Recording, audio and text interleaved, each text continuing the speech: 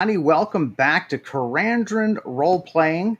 My name is Kevin Manus Pennings, also known as Cracked Palantir, and we are continuing with episode 14 of Brise's Tale. And my good buddy Max is our player throughout Brise's Tale, and he is ready to continue exploring an old battle site in the Goblin Nation of Nargaz. Max, say hello to these lovely people. Hello, people. I'm dearest apologies that I could not make it last week, but family matters. It really does. But yeah, we're here this week, and hope you didn't miss us too much. And get ready for a really fun session. Yes, I certainly hope so. Hopefully, I think it's going to be kind of cool. So last time was particularly interesting. You were camping and recovering largely, and you had some interruptions in the night. that we did.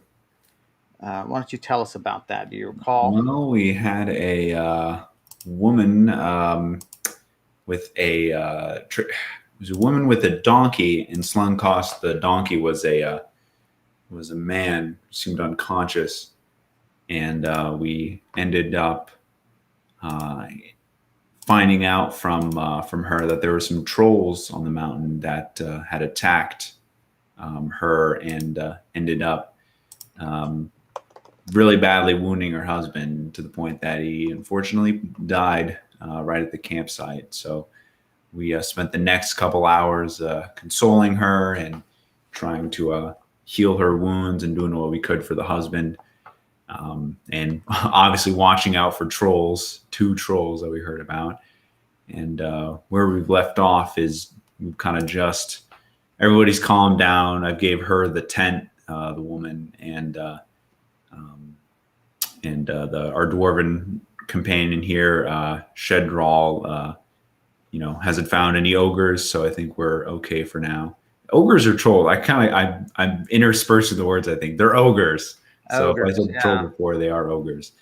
So we haven't found anything yet. So we've just kind of gone back to bed, and we'll see what happens if we wake up alive or I'm playing a new character.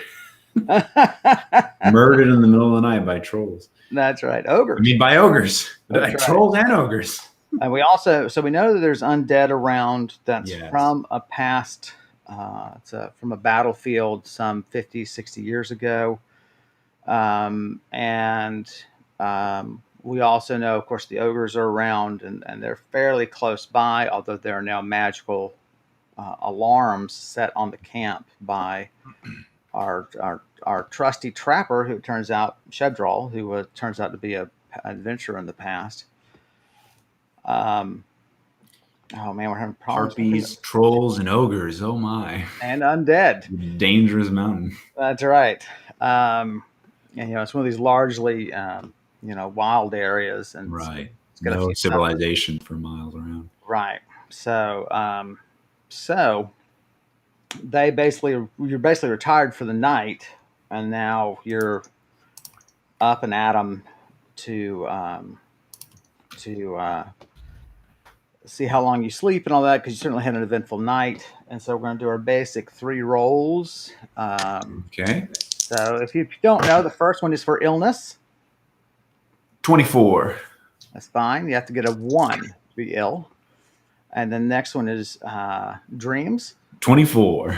That's hilarious. So no dreams that you remember. Oh.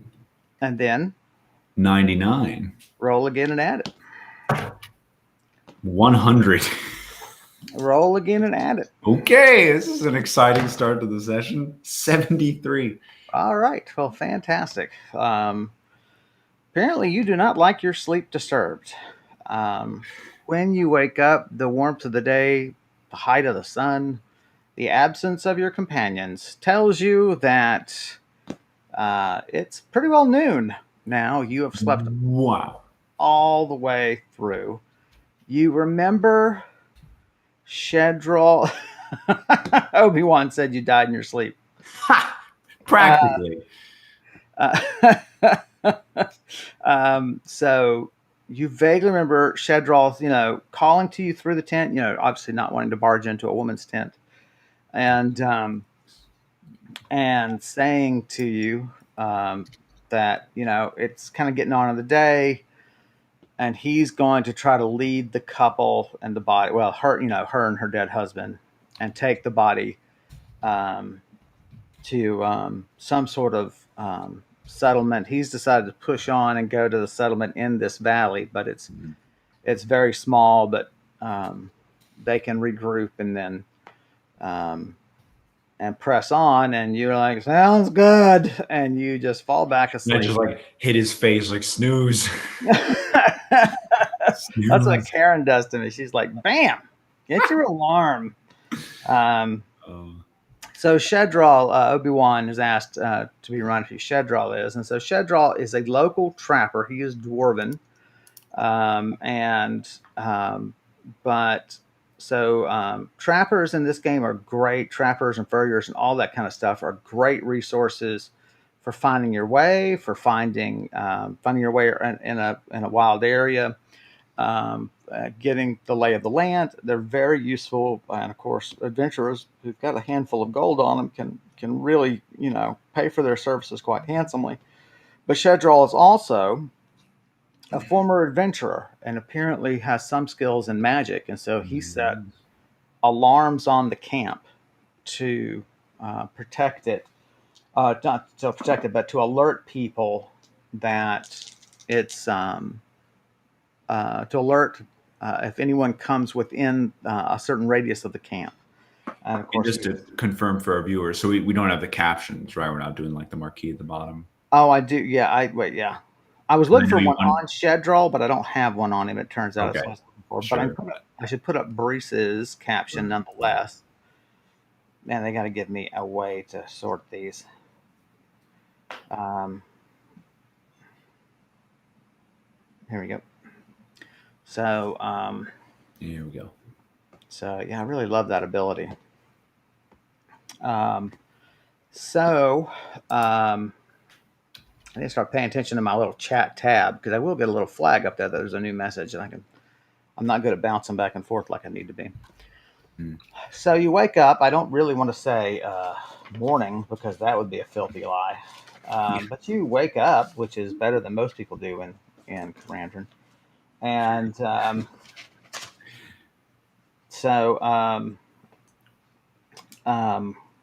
what's on tap for today, sir? Well, on tap is going back to explore those the rest of that battlefield. Maybe at least make it to the other side, find out Right. what find any more good stuff.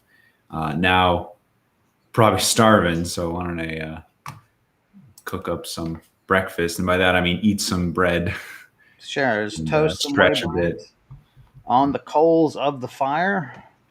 Um, the you've cast a spell called Disguise Camp on your camp, and it makes it a Yeah. lot harder to see this area. And I have the date and time that I cast that. Right, and so it lasts. How long does it last? 'Cause for our audience, hey, Brees went up yet another level. Oh So yeah, yeah. Brees is level 8. Learned some new spells that she can cast. Um, and how long is the disguise camp in effect for? I'm trying to find out. 4 hours plus 4 hours of level. I cast it when I was level 7. Sure, So it would have been 32 hours. 32. Yeah. And so when will it expire? Oh, When do you so I cast on the afternoon of 4/17. So sometime it was in the middle of the night. late afternoon? 24. Well, 24 hours would be afternoon, and then another 8 hours. Right. Yeah. So So it would okay. be like it would be dusk. We Yeah, could or say. dark even. Yeah. Yeah, dark falls pretty fast in the mountains. Um, so yeah, so great. So you could, if you want, you can always cancel the spell and recast it now Right. if you wanted. But by the same token, you can just wait till this evening, whatever you want to do. Yeah, we'll just wait a little while. And what was I going to say? Yeah, and for everyone watching, leveling up, I was actually really close to leveling up like 2 sessions ago again. So that's kind of just how it turned out. But Yeah. I'm not going to level up every session, but when we get behind on experience, you might see us go up 1 or 2 levels. Right. We generally play for good, I don't know, 2 months or so, and then we'll take a break from playing, and we'll just do all of his experience points, her experience points, I guess, and then we'll see. But yeah, Brise is moving along. This is a game just for people who are used to other systems. This is a game where, like, 1 through 50 is really the range of levels here. And you can go higher. And obviously, when you're at the 25th level, I mean, you're very, very skilled. I mean, you're pretty badass. Yeah, you can take some shit out. There's no question about that. So you do your ablution, splash water in your face, and do up your hair because you are crazy fastidious about your appearance. I am. Even though you're out in the wild, it's just a habit you've picked up. So here we are, noon on April 18th. Oh, I have that mirror that was dropped by the harpy, so I probably would pull that out and just kind of like, well, I have a mirror now, might as well. Absolutely, yeah. Use it. Yeah, so my plan is to go back down where he was yesterday and continue it long. So if I remember, it's like the bluff and then the mountainside, right? So I was kind of making my way along the bluff. I wanted to keep pressing on in that direction. Right, you're sort of wrapping around the mountain. It's this massive shoulder where the battle took place. Right. And to remind us and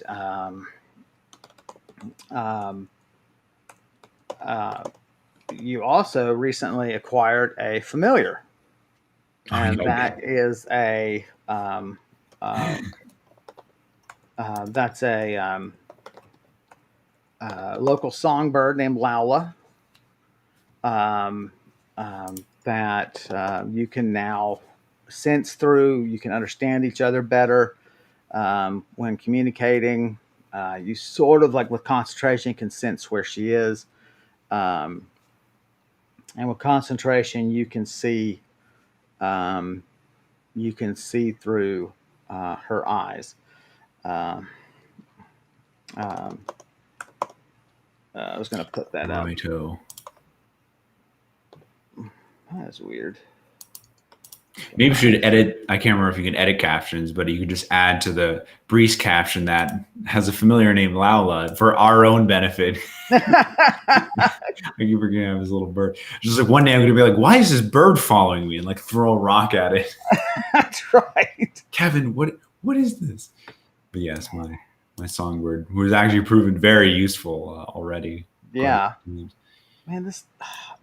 I don't know what they've done to the dang caption function. Oh, this is so irritating.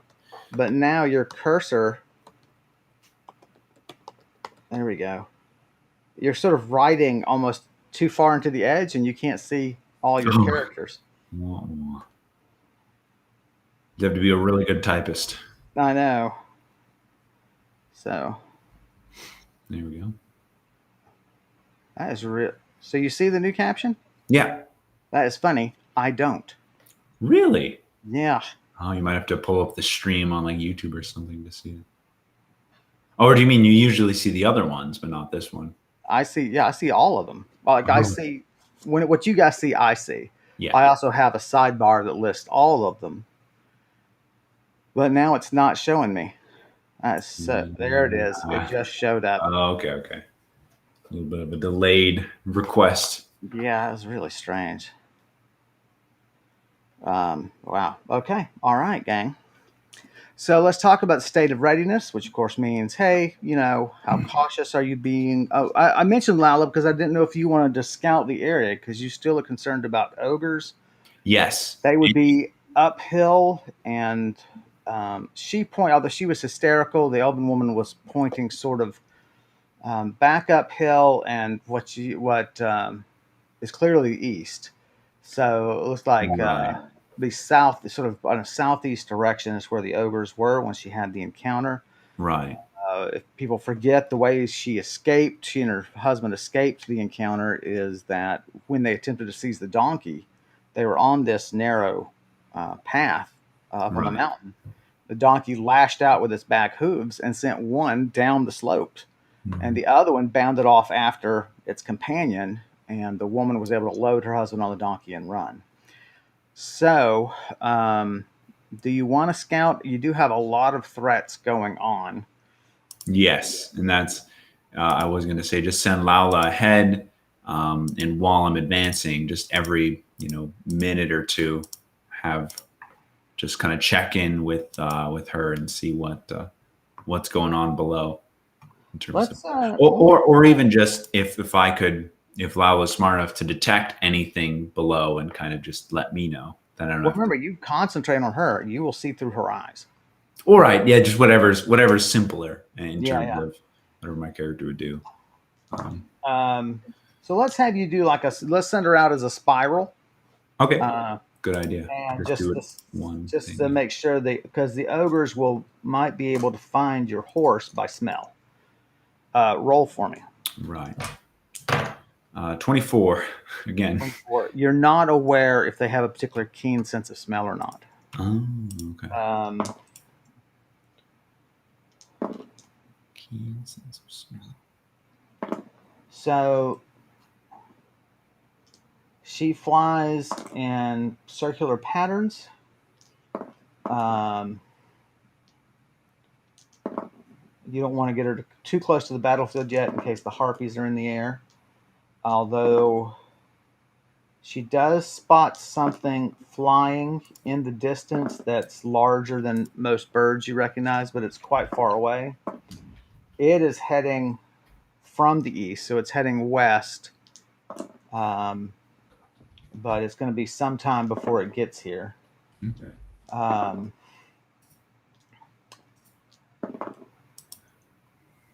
so, no sign of ogres, no sign of big movement, um, and you know, roll for me. 51. Okay. And you didn't see anything that would alarm you but not alarm her. You know what I mean? Right. Or interest you but not interest her. Like if she sees a rooftop, that's no big deal to her. But you see a rooftop here, you're like, "Ooh, ruin!" Ooh, yeah, very true. So yeah. So all right. So what's your state of readiness? What do you want in your hand, and how fast are you proceeding down the trail? Are you trying to be sneaky? Are you just trying to do a normal walk? Yeah, I'm trying to be sneaky because the more encounters I have here, the more I'm gonna get beat up. So let's have my spear and my shield out, um, and be sneaking. As kind of as slow as I can. Sure. Just to maximize that. Now I don't know if I put my shield away, if that would be sneakier. If that would give me any kind of reduce the Necessarily. penalty of the spear. Yes, necessarily it'll be Yeah. sneaky. Of course, now that you're on the path, of course, you don't have as much bramble and overhang to clang against you and your armor and your metal items True. and things like True. that. And so you can just sort of, move at a decent pace. You you fear that the day is going to be kind of burned away with such a late start, Yeah. and so after about an hour, you realize you've not made a lot of progress toward the battlefield. It's just Oh. taken a long time. Hmm. Do you want to continue? You fear that you're going to get there and only have a little bit of daylight left to explore unless you hurry it up. I could just try a teleport to the kind of front of the battlefield. Is there a spot I could climb up to and see, where the battlefield is, or at least a farther down, make up for some of that lost time and teleport there? Now let's see. Yes, there are places where you think you can get a better vantage. Hmm. If you'd like to climb, roll to climb. Yeah. Well, I won't climb too high. I'm not comfortable with heights, but high Okay. enough that I can see a little bit. That's an 11, but I put on my gloves of griping or gloves of gripping, whatever terminology you want to use. Gloves of gripping is really what it is. That'll give me any bonus or not. And do Um, you need the description of that or? no, I've got the Okay. bonuses here. So That's yeah, good. so up you go. Yeah, it takes you a bit. Roll for me.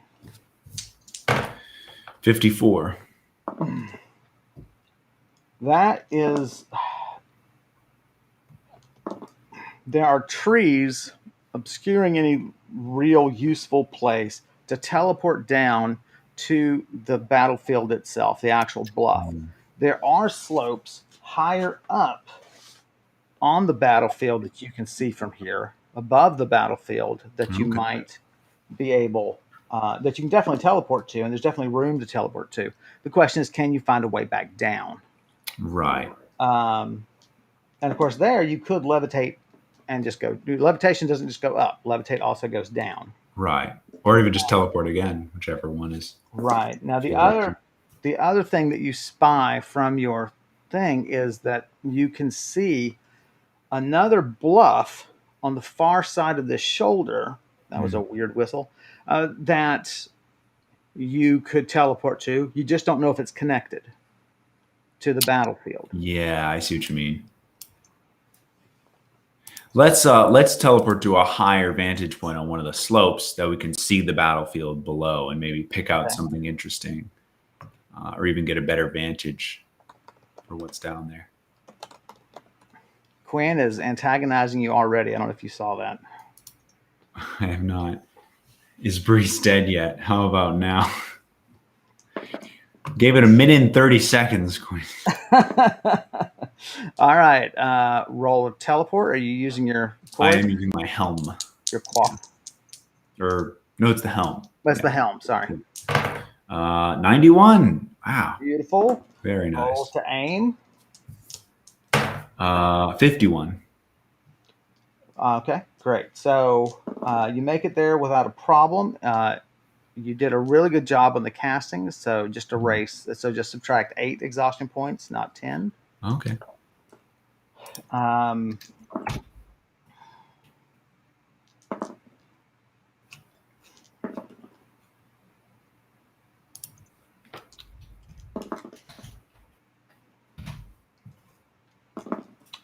Um, certainly, let's see what kind of vantage you have. It certainly looks like this is sparsely wooded. It feels like the battlefield. A lot of the other places have a lot of undergrowth, and this place, for whatever reason, doesn't. Hmm. And so it certainly feels like you're in the right place. Right. And there is, oh my lord, a luxuriously easy way down.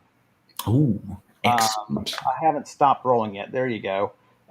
3, 3, 5, 11, 6, 316. That's how easy Ha! it is to get down. It's like an escalator down Yeah. the mountain. Bing! And it just takes you down. Ah, And very nice. Magic elevator. that's right. So, yeah. So super easy to get down, super easy to be quiet on it. Do you want to get your shield back out? Yeah, for sure. If I'm getting new battlefield. Um, But did I just see? Did so down the battlefield? Did anything stand out? No, no, like it's landmarks or maybe shiny things. no. Yeah, I rolled for like anything unusual to see. Right. Um, Okay. coming, actually, roll for me. Let's do this. 64. You remember this outcropping because you noted, you were like, that looks like just a very easy slope to get up there. And here it is. You're on that easy slope getting down from there. Okay. So you recall now that you're about a third of the way in. So as you come down and the mountain, the rest of the rising slope and this new outcropping you've teleported to is to your back, then the road, the little game trail is this way, and you're exploring in this direction. Okay.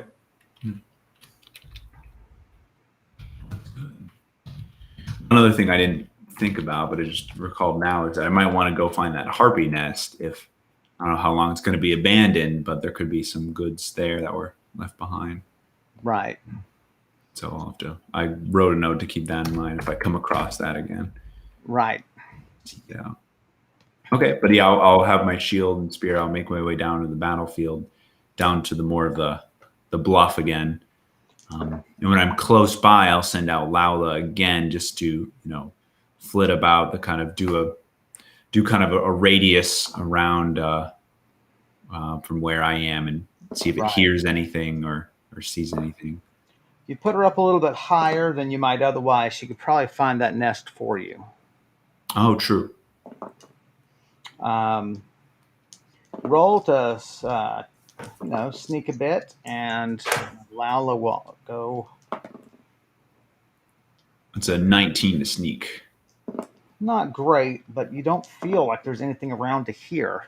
Right. Close enough to hear, anyway.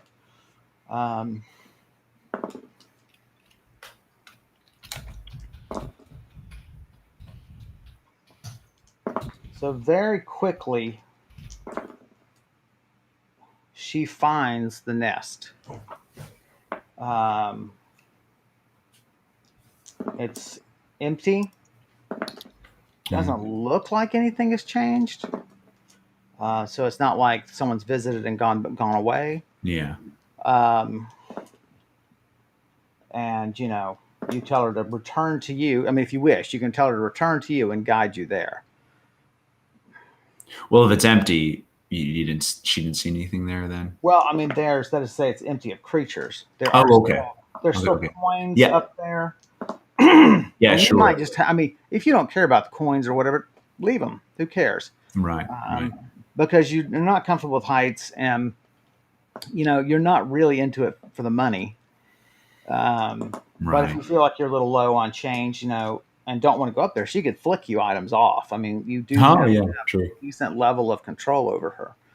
Right. Well, you just do a quick, look up there. Does anything besides coins, anything that might look like it could be enchanted or of value? You tell her to scratch around and so on. She does find a small dark gem. Okay.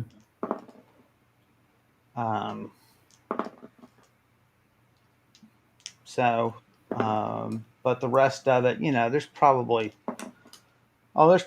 8 or so gold up there in various denominations, you guess. Not a ton. Well, I'll have her bring me the gem. Can she carry it? Yeah, it's small enough to fit in her beak. The question is, she does a good job. And lights on your arm. Nice. Drops the coin in your palm. And that is going to be, obviously, unless you have gemology, just for our audience, obviously, if you don't have gemology, you don't know how much a gem is worth. And so what we do is we just list what chart it rolls on.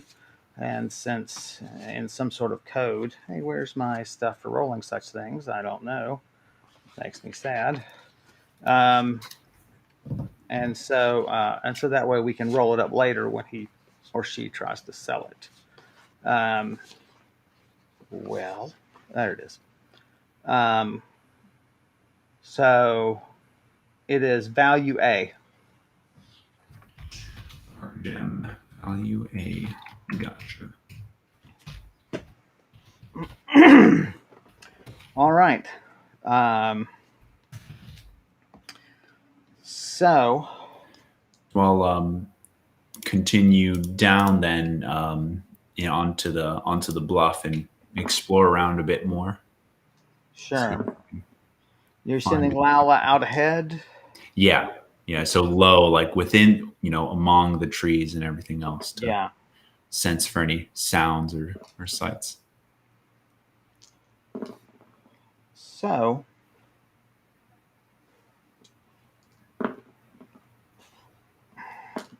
there's an object that she passes. She's not interested in it, so she just goes right by it. You order her back. It is a spear, stuck in a tree, and the tree has actually grown around it. Oh, cool. It's continued to grow over 60 years, and so she can light on it. It's about head high. Um, um, are you moving, or are you just sitting and letting her doing the exploring? I was sitting and letting her look for now, just to kind of make sure the coast is clear. Then I was going to follow after she comes back. Is this of any interest, or shall she continue? She can continue. Yeah. She reaches the edge of the bluff. In her first pass, you have her pause and just look out over the valley.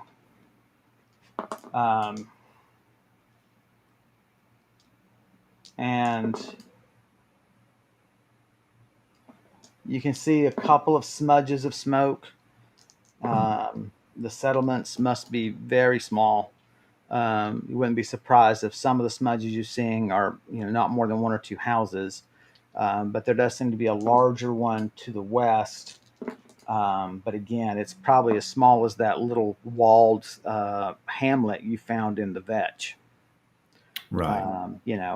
15 houses, 30 to 50 people.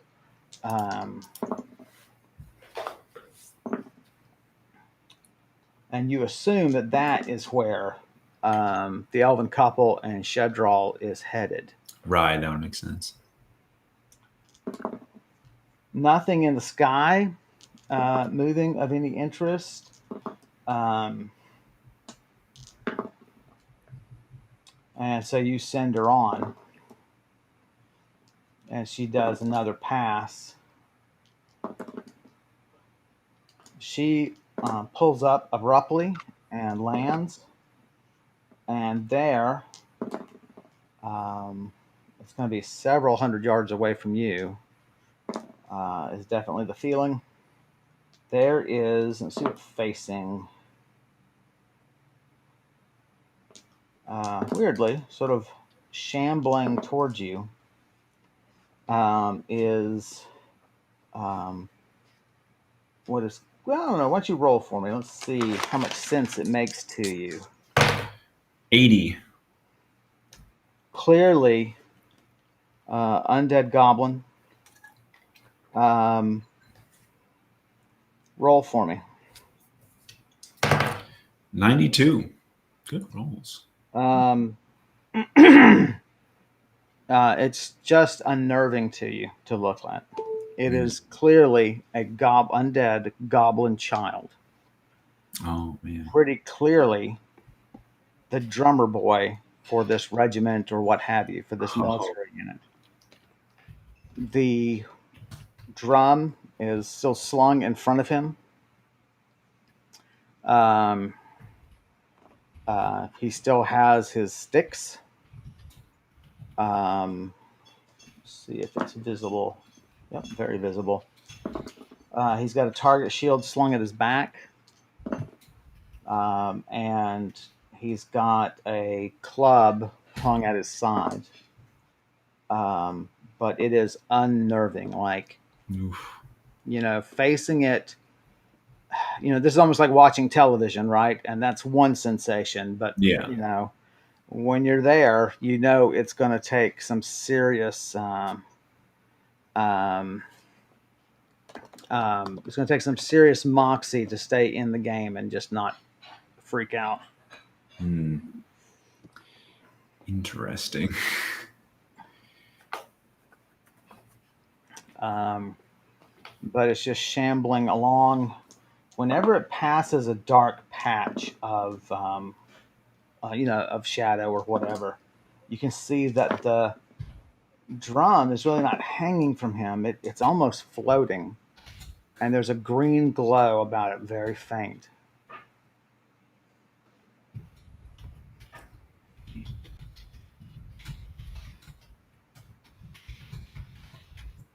So maybe I shouldn't mess with this guy. So he's still quite a ways away. So I can. Yes.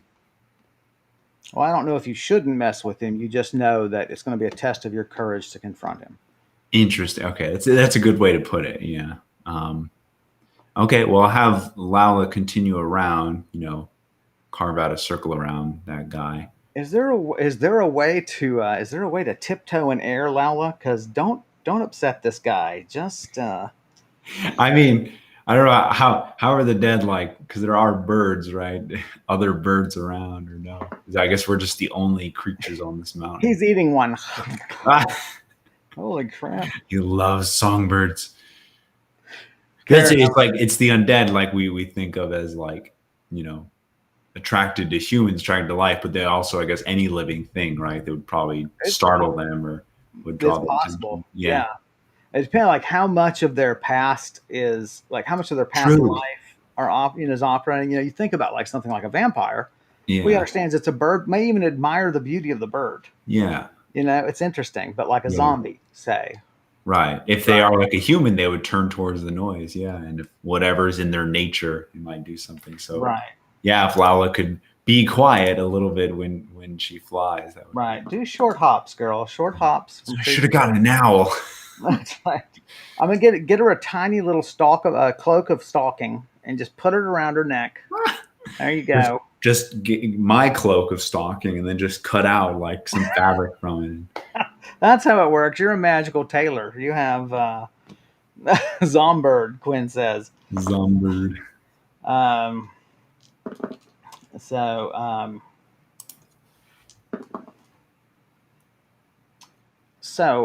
yeah, she clearly gets seen by the undead child, but it's not. It's a look and a look away, and it continues its shuffling path. And it keeps Lala keeps searching the area.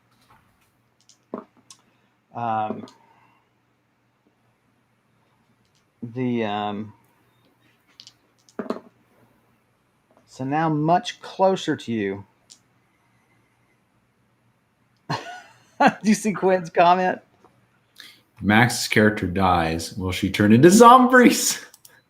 That's fantastic. Just one, Quinn. Just one.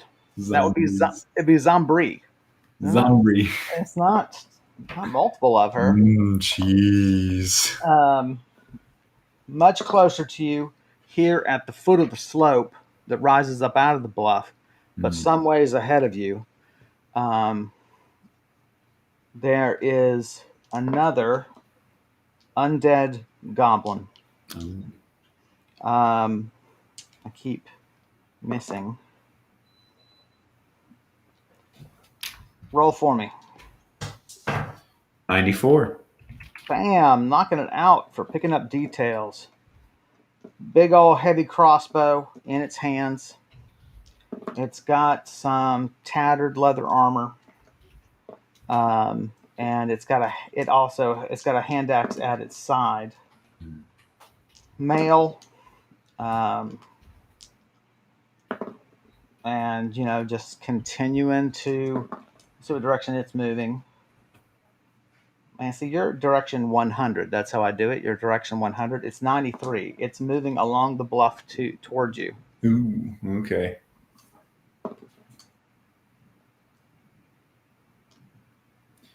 Well, maybe I should.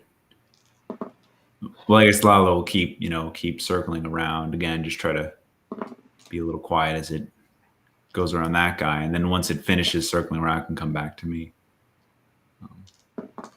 Do you want it to go beyond this and keep searching, Lala? Well, no, I imagine it was circling, right, doing like a radius, and it's coming back to me. And then you said now it's closer up the bluff, so it can just come back, to yes. Me. All right. So yeah, it returns to you. I mean, if you want to encounter this thing, then Yeah, um, it sounds like I'm gonna. So I think I'll try to hide and just ready some projectiles and see if I can take them out. right. It's several hundred feet away.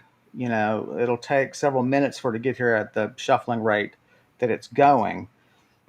You could, if you want, retake the bluff, right, and see if you can ambush it from on high. That is something Oh, that true. occurs to you. Well, if Um, it's gonna take several minutes and me being impatient, I'm like, yeah, let's ambush him. So just oh my I don't gosh, want to wait for an attack. Let's take action now. you know what I've never thought about? Can you teleport? You can teleport to a place that's in sight. Can you Right. teleport to a place that Lala can see? Yeah, I've been thinking about that too. I feel like Brees is a little bit scared to try that, but I maybe would be one day. scared to try that too. I Yeah. would be. Brees is Um, like, that's a good idea, but depending on how often I screw up teleports, maybe level 15 I'll be comfortable. right. I hate to take a break so early, but I kind of need a break right now. And Absolutely not. so, so if you're okay with that, and our crowd's okay with that, we'll take a quick break, and then we'll come back and we'll see what unfolds for Brees versus the zombie archer. All right. So, um, so thanks for joining us, guys. Hang out, keep busting each other's chops. We'll be back in just a few minutes for episode 14. And thanks for hanging out with us. We'll see you in just a few minutes.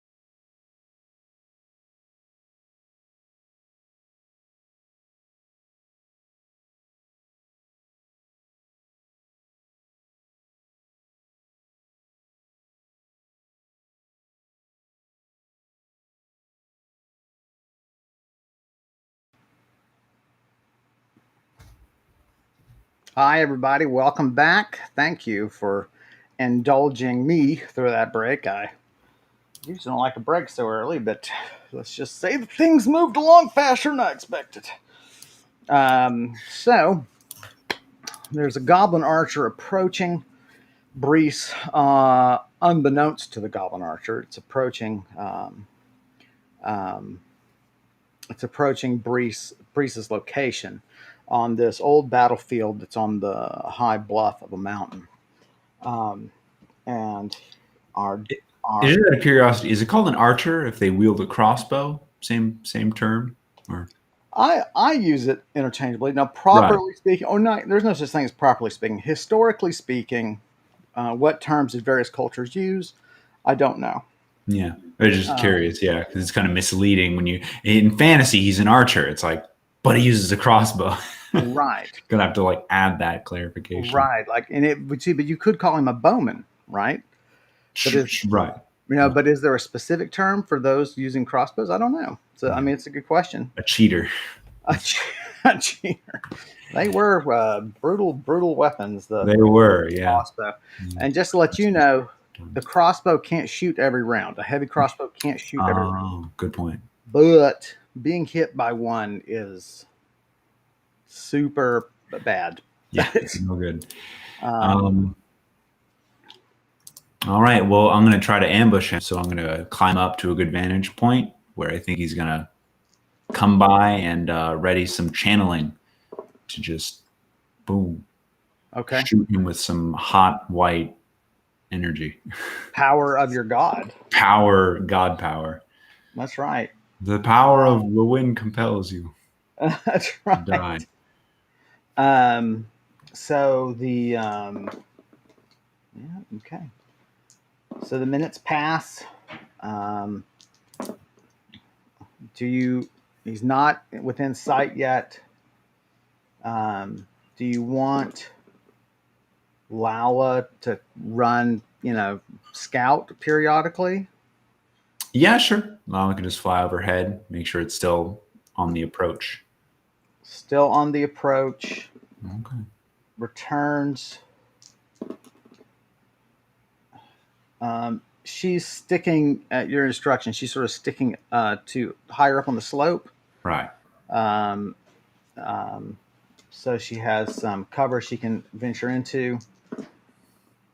And as she comes up this higher elevation, she sees down and in the distance around some curve of the slope that there is an entrance to a mine or a cave. Um, Hmm. Interesting. all right, so at least in Europe, they were called crossbowmen or an arbalist. Arbalist. I've heard that term in literature. Yeah, okay. So There's some that's in European Western tradition, right. um, and probably I don't know, Quinn, if you can find out if that's was predominant throughout all of Europe, or because it just varies. There is no right or wrong, really. Yeah. Yeah. Uh, so he is still making his way towards you. He should be visible soon. But yes, you saw through Lala an opening of a cave, um, opening of a mine. Maybe it looks more structured than you expected, Right. and um, so So again, I'm on a good vantage point, I think, from where he's gonna come up from. Okay. yes. Okay. Um, Now, if you let him pass, um, you can get him from behind. You'll feel better about that, but that could. I don't think you're going to be patient enough. No. Once you see him, you're going to be like, "Let's do Shambling, this." dude. Yeah. Um, so I should just print out the channeling attack table and have it amongst your stuff. Um, so yes, shamble, shamble, shamble. How much power are you putting in this thing? I am putting 12 points into it. A triple powered one, ladies and gentlemen. A triple powered blast. It comes within So, range. You're being very quiet. I will give it a single heavily penalized roll to spot you. No indication that it spots you. So let me do the math.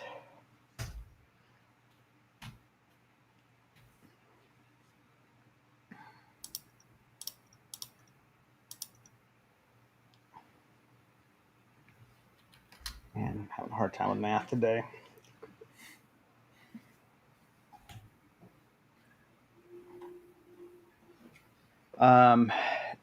Do you have the patience? Do you want to test your patience and try to aim? Yeah. It'd be the right thing to do. So, Well, yeah. All right. So roll to see if you can overcome your impatience. 27. No, you're fine to fire. I'm sure I'll hit. When do I miss? That's right. It's fine. You're fantastic. All right. So roll it up. 59. 59. That is a solid shot.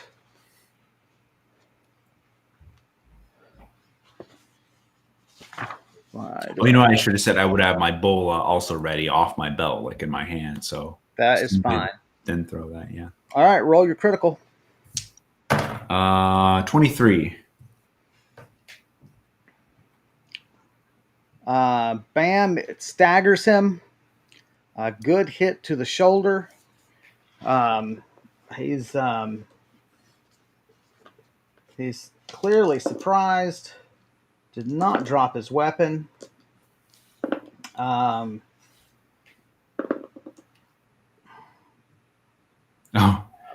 said, "What about the drum roll?" Yeah, I guess that would have been good for a drum roll. I should have waited. That would have been good. Reese is too impatient. Can't wait for the That's right. the little undead comes up behind me with the drum. Right. So a race 12 exhaustion for your zappity doodah.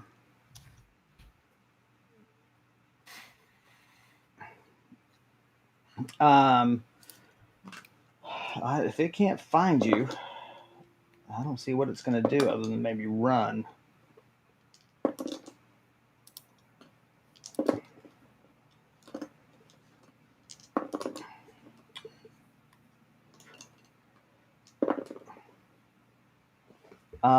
It has no idea where the shot came from. It's running for cover pretty clearly. You have a slight chance of trying to get a shot off if you want to try to get a shot off before it reaches cover. But since it doesn't know where you are, you could also wait and maneuver around it. I mean, there are the possibilities here. Yeah, once I just need to look at. I know I have an item helps with disarming. What is it again? There's a certain pair of gloves, I think. Your gripping helps resist disarming. Right, but then there is the. One sec, I'll find this. I just want to make sure if I could disarm him right now, not they could just. Well, that's fine. Well, while you're doing that, I think it's been a while since I've posted this reminder, so I thought I will do it while you're looking stuff up. So, just for any new viewers, this is a completely sandbox system. My players are assigned a personality, and that is the only restriction on what they do. I don't prepare a great deal ahead of them. Instead, what I do is I present numerous possibilities for them, and then as they choose them, then I go ahead and work on those adventures, those kind of those threads of the story, but they're free to abandon them anytime. Thank you, Quinn, for that update. So an archer is an acceptable term, person who fires an arrow from a bow or a bolt from a crossbow. So either way. So it is completely sandbox. I don't know what's going to happen. I don't have any plan unless I feel like it needs a little push in a certain direction. Otherwise, I'm very hands off, and the characters can begin or end any adventure that they want. And so this is a completely sandbox system. So let's So I found it. My arm greaves of empty hands that I'm okay. wearing. So that no penalty to thrown missile attacks Okay. and can disarm targets melee weapons with thrown projectiles. So I guess that his crossbow doesn't really count. So Right. he's I mean, got a well, firm grasp on it. It's more meant to like knock, I guess, like a sword or a spear out of their hand. So right. Is there a reason it couldn't be used for that? yeah, that is interesting. I'm gonna change that. Um, so delete melee, and let me hop over here, and I will make that change while I'm thinking of it. That's of the empty hand. Yeah. Okay, I'm gonna go into my database. Yeah, and that's basically for the viewers here. That's basically like I have these greaves that on my arm that basically just gives me this ability to like whacha throw something at a guy and just bam knocks the thing out of their hand, whatever they're holding. Right. Uh, Specifically, a weapon would be the most useful. Right. That's what's listed here. Right. But I don't know, man. If I really need that apple that guy's holding, I can just. Exactly. Ta-da. If you need to make some money and impress people, right? You're knocking weapons from people's hands and The stuff. problem is I have to throw a projectile at them, so I'm like, here, I'm gonna throw this like spear at you. It's like, Right. ah. Um, right. So, um, yeah. So it's so you could. I mean, you could, of course, if you need it. But that's up to you. Well, yeah. So could I also like hurt him in the process, or to kind of have to like choose? I want to You have disarm. to choose. It's either smack him or it's I'd rather smack him then, because that might immobilize him anyway. okay. So Yeah, you're gonna try to get off a shot before he makes it to cover. exactly. Yeah. Okay. Uh, let me do the math. There you are.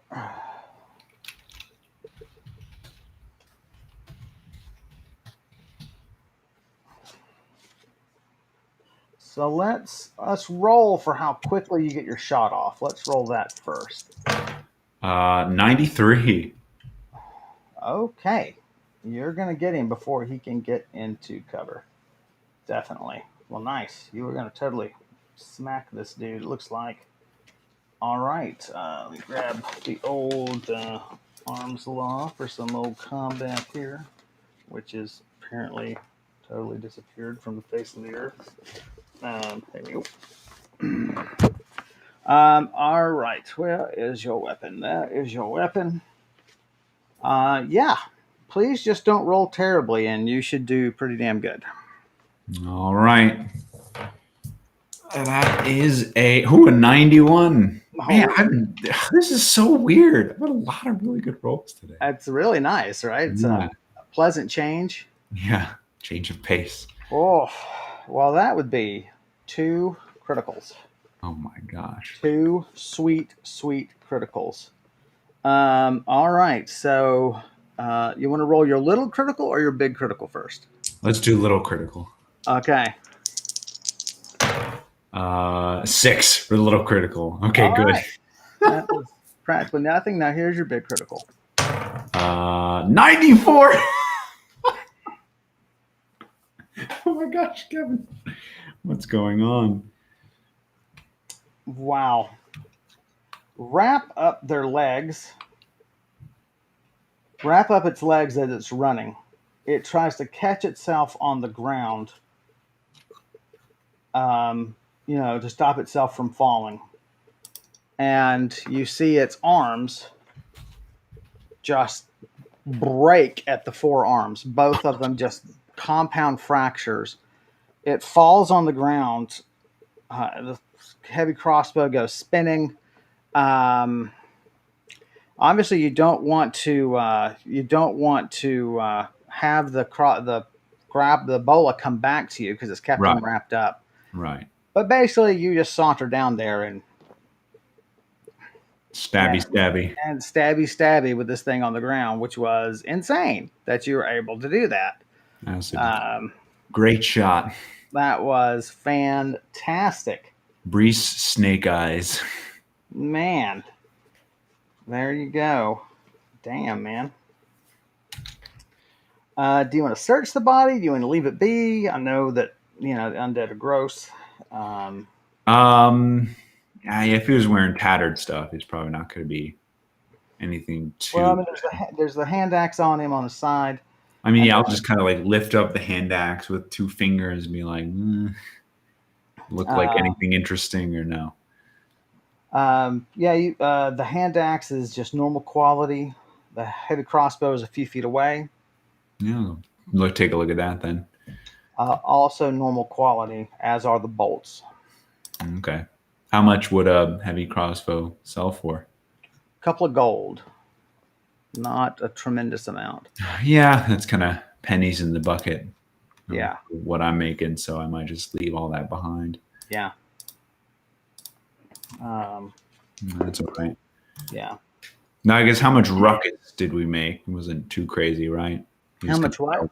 how much No, ruckus? You know, it no. wasn't too much. Yeah, Given how far away, and there's wind going through the mountain, yeah. the forest is not so dense that you don't get regular wind coming through, and so yeah, you're pretty confident that your noise was covered. Um, so um, Okay. Well, that's fine. See, for everyone watching, that's how a good combat can go. that's right. Then if I missed with that first shot, and then who knows what would happen. Right. Anyway, I'm pretty curious about that cave that Lala found out about. I would now that everything's calmed down again, I'm gonna have her go take a look at that. Kind of see does that go pretty deep or is that literally just an alcove? See if you can find it again. Um, yeah, she flies along. Um, Nothing en route to it that she sees.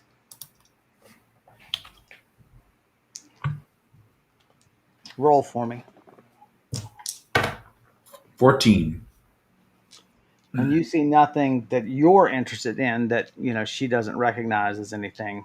Right. Um, She's like, well, it's not a bird. It's not another bird. It's not food. I don't know what humans are interested in, but you guys are dumb.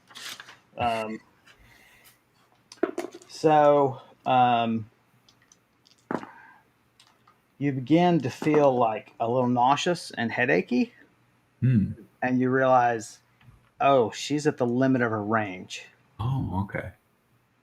And so it's a good ways around. Um, she saw it just up from the slope, just her vantage with her change in vantage point. Yeah. So, Um, but you won't be able to like peer down it. Okay. no, she's probably got several hundred yards to go. So, a well, it must be late afternoon now. Let's spend some time just see if I can get to this cave then, just to check out what it is. Sure. I'll just walk it along the slope or. Do you want to what rate are we moving? I mean, that you're. I mean, you've saved a lot of time just by doing the teleport, right? So you're Yeah. still it's still early afternoon, Okay. really. Early afternoon. Yeah. Uh, Early afternoon. Yeah, I'll go back to put the shield back on my back. Just hands on the spear for a little more stealth. yeah, And but we don't have to move as slowly as last just a time. normal walking pace, Normal walking. choosing the quietest route you can. Exactly.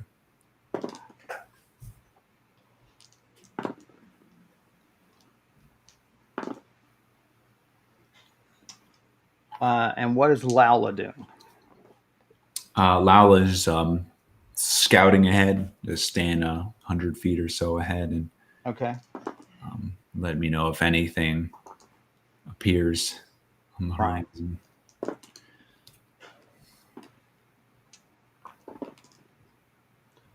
So, yeah, you walk for, a good ways, a good long time, following just sort of the curve of the bluff around the mountain. You're sort of staying with your, one side of the sharply rising slope Mm. um, to your right, and it's a chunk of varying roughness, um, and then the bluff sort of opens up again a little bit, and then across that opening there is the opening, too regular, you think, to to be just a cave. It looks like someone was definitively mining something here.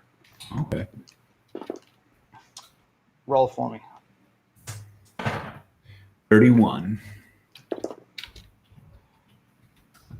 And something else is bothering you in the area, and you keep looking like you're missing something, but um, it's in the distance, and you feel like it's in the woods, and you feel like it's just a detail you're missing. But you keep looking and looking, and you don't really spot anything. A detail.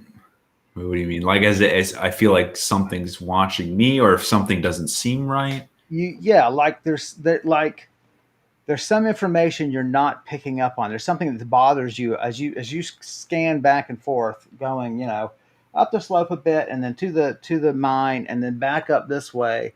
You're like, I know I saw something of interest, not of danger. I know it's not dangerous, but of interest. Okay. And but it's not registering with you. Way to build suspense without telling me what I'm supposed to be suspenseful of. Okay. Well, I'll keep pressing along then. So I can see the entrance now. Is there a path to get Yes, you can see the entrance. to it? The Okay. trees, there's not a path to it. It's But it is contiguous with this landmass. Yeah, and it's it's got fewer trees uh, the base of the slope. It just has less soil on it, and the soil has sort of all been pushed to the flatter areas here, and so the trees can grow much more easily. So very similarly, then there's fewer trees out in this little opening that the cave opens out to, the mine opens out to, but there's not really a path. It's just less vegetation. There's some grass, hip high shrubs, Hmm. saplings, and a few trees here and there. So you're about 100 yards from it. Um, if you want not to be seen by the bluff out this way, then you'll need to kind of dash from hip high bush to hip high bush. Otherwise, you just brazen it out, and you just um, you walk for a couple of minutes, and you'll be there. Yeah, judging by the fact there might be ogres on the mountain with rocks, I think I'll take it carefully and go bush to bush. Well, that means they would have passed you, and because remember, you're higher up on the slope, up on not on this slope, well, on this slope, sort of on the continuation. Oh, I see what you mean. Those two ogres would have been in another location. Well, here's the thing. Do I know if ogres live in larger communities? Or might be Roll, common to find groups of 4 or 5 together, roll. something like that. 12. Yes. So what you know is that um, east southeast of Alomar was an area called Ogre Valley.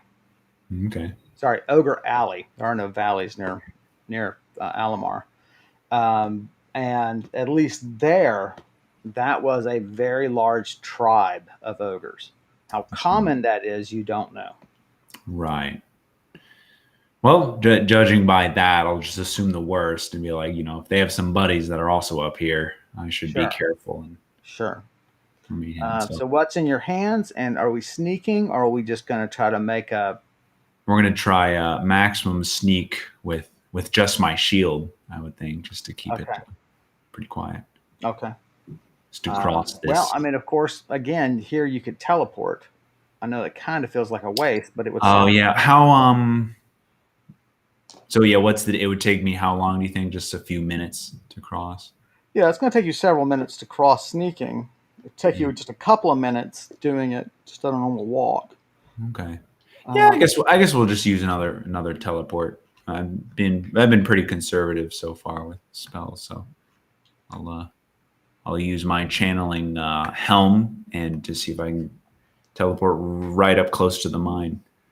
all right, so roll to cast and then roll to aim. It's an 89 to cast. Oh, fantastic! I'm not even waiting for the drum rolls. I know we just punched through right there, and aiming, of course, is And going to be pretty easy. a 4 to aim. Well, I mean, that's not going to be great, but it'll. I am staring right at it, so it's Right. So it just means yeah, that you're 15 or 20 feet off to the side of the entrance. right. And in hindsight, you're like, it's probably better anyway, because now I can creep to the entrance quietly and Yeah. put out an ear. I'm at a different mine in a different part of the continent. Like, oh, that's weird. That's right. So you're totally different mine. You teleport to a bunch of seagulls who are all going, mine, mine. Mine.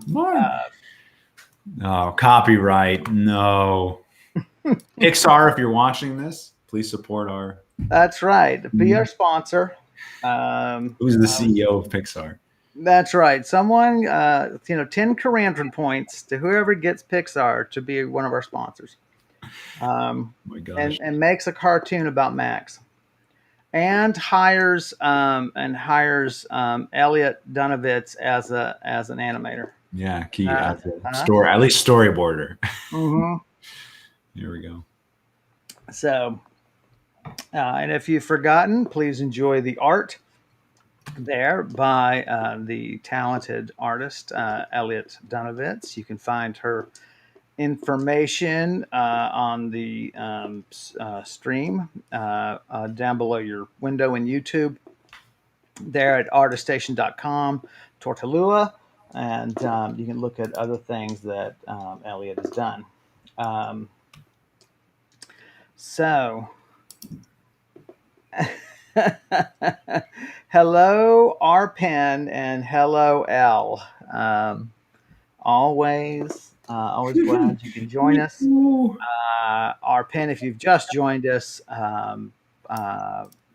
Brise is exploring a battlefield and on a high bluff of a mountain, and he is just teleported to the entrance to a mine that he's discovered just a moment ago.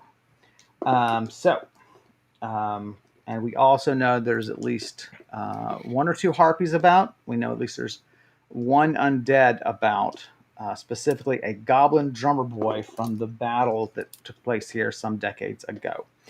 There's a little recap. Eloquently done, I thought. And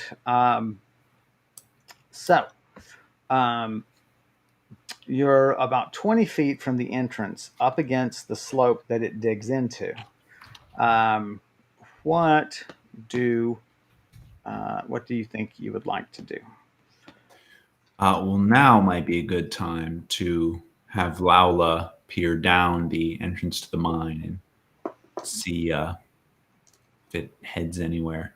So she just lands on the floor of the entrance, and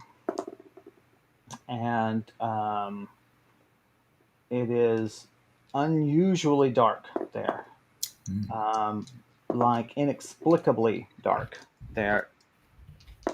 And there are the flickering green flames, small green flames at about stanchion height, or I forget the other word for those, but in the torch brackets. Oh, like sconces, yeah. Sconces, that's the other word.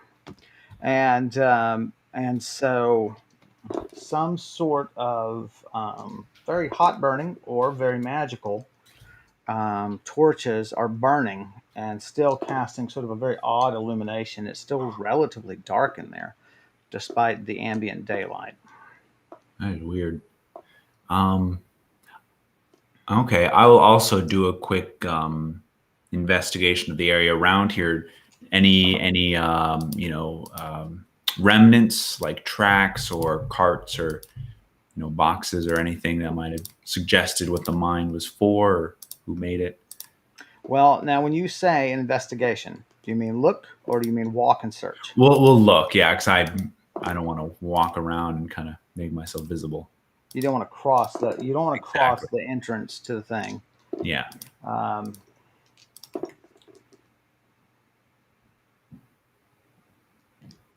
Roll for me.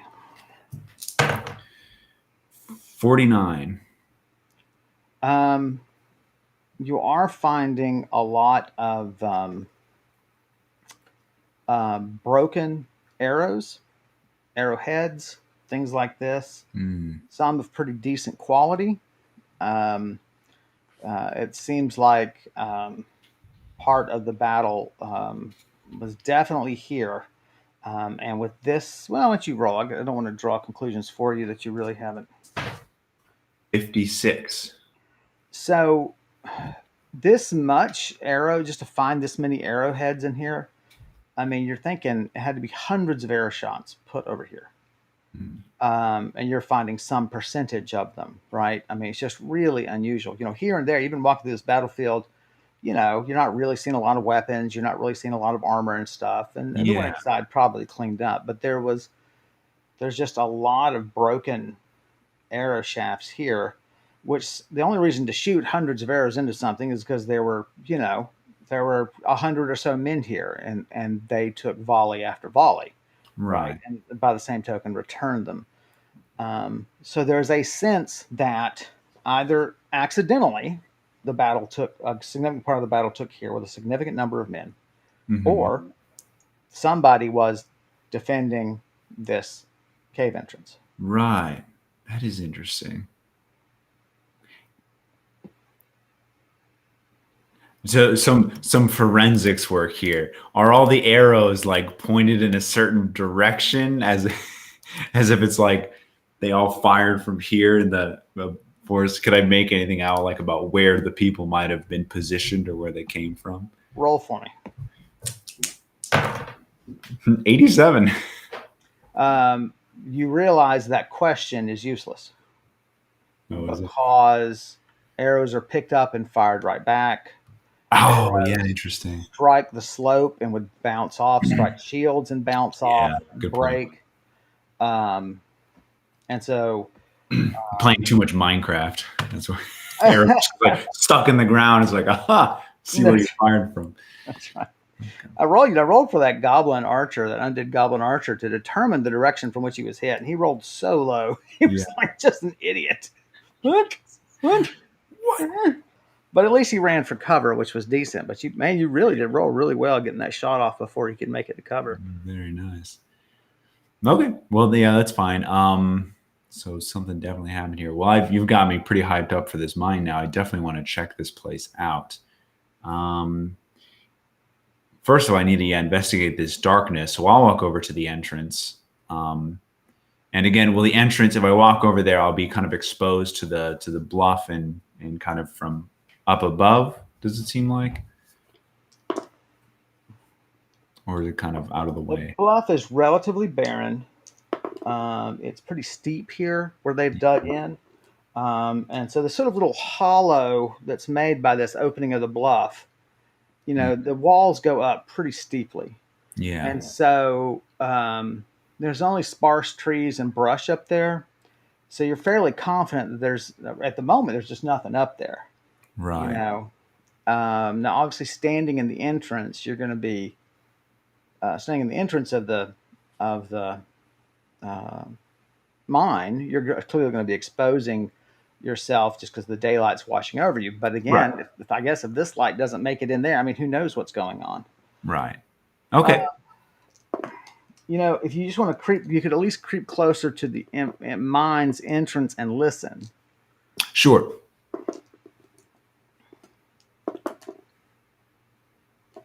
You do believe you can hear the crackling of flame. So as opposed to what if it was silent? That would be kind of weird. But no sound of motion.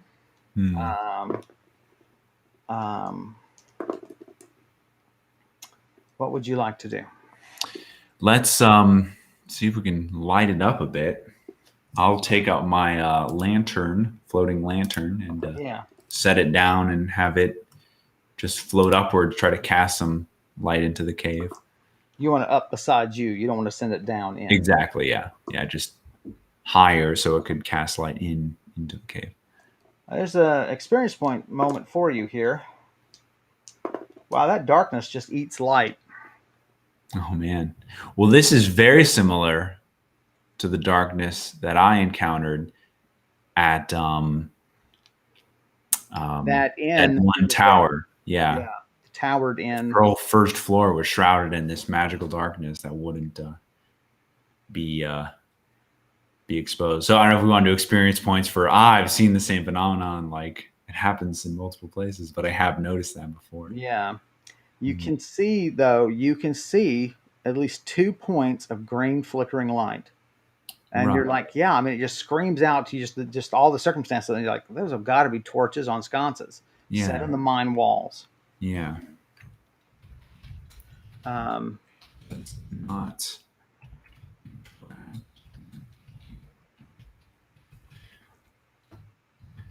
Well, then the other thing I could try is just cast.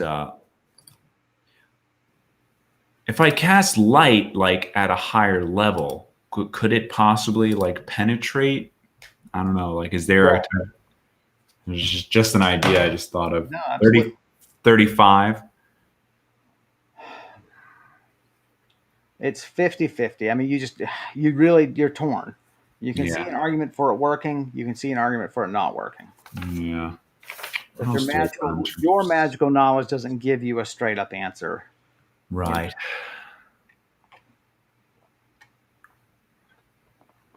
Let's go through my spells really quick.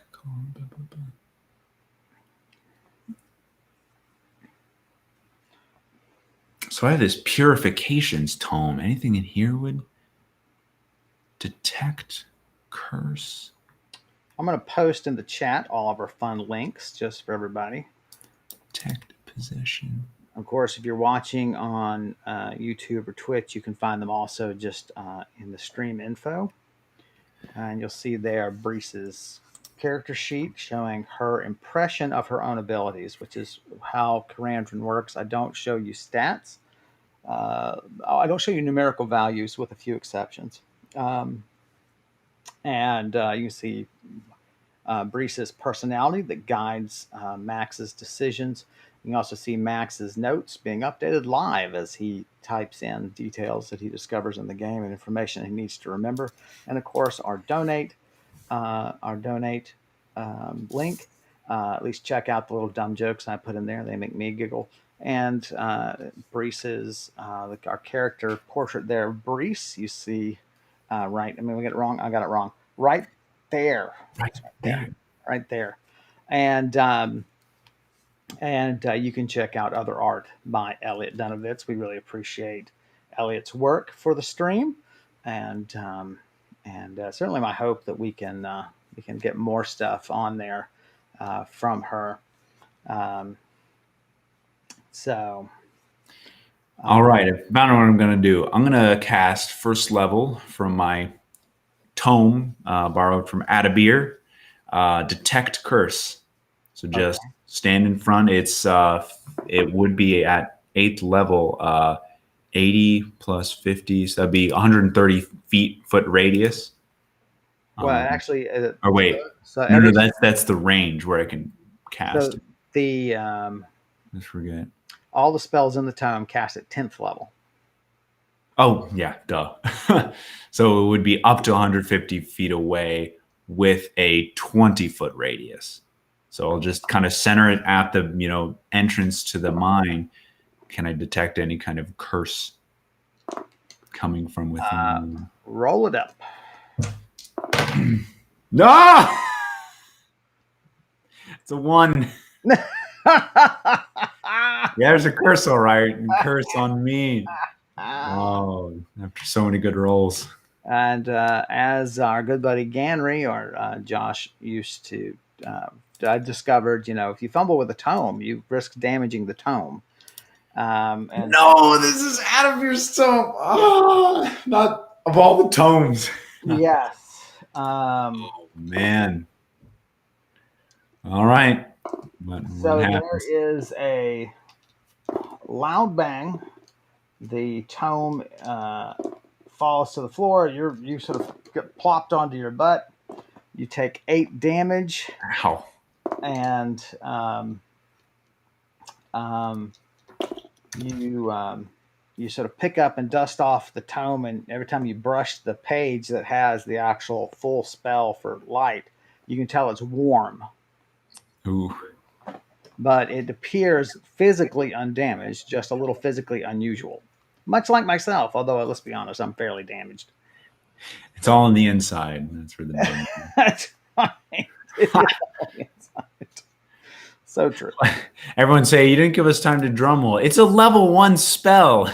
It's like a cantrip from D&D. It's like it should be effortless. That's right. Apparently it's not. Okay, well, I'll wait for it to cool down and then try again. Yeah, so you just kind of, scoot off to a side, put yourself, put the bluff, put a bush that you can kind of conceal yourself, behind. Yeah. Leave the thing open in your lap so you can keep checking its temperature. Keep an eye on the slopes and that sort of thing, but there was a loud bang. Right. So you're sort of checking the sky. Just having Laula just kind of perch above, and I'll just switch to her vision every now and then. Sure. Quinn says my damage is so much more than physical. So true. Although I do have a damaged liver. Does that count? Anybody? No? Can I get a drum roll for my liver? Anybody? No? Litter. How about, oops, keep crashing into my pins.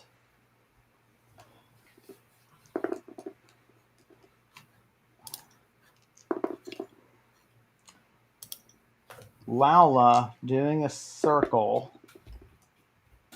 sees two harpy rise from the forest on the bluff.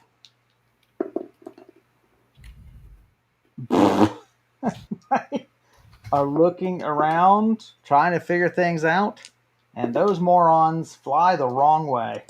Ha! That is so funny. I was like, "Yep, they definitely heard." And and then I rolled like, do they have a strong sense of where it came from? And then that was my turn to roll for a 1. I have no idea. They're agitated with each other for a moment, and then they kind of flew off in 2 different directions. Both of them are away from you. One is back toward the game trail, which is quite a ways away. Right. And the other is sort of more off to the edge of the bluff, but again away from you. And they were not particularly near to begin with. But now you can say, all right, I know there's at least 2 more harpy in here. Right. Domestic violence. That's right. Obi-Wan uses the Force on me all the time.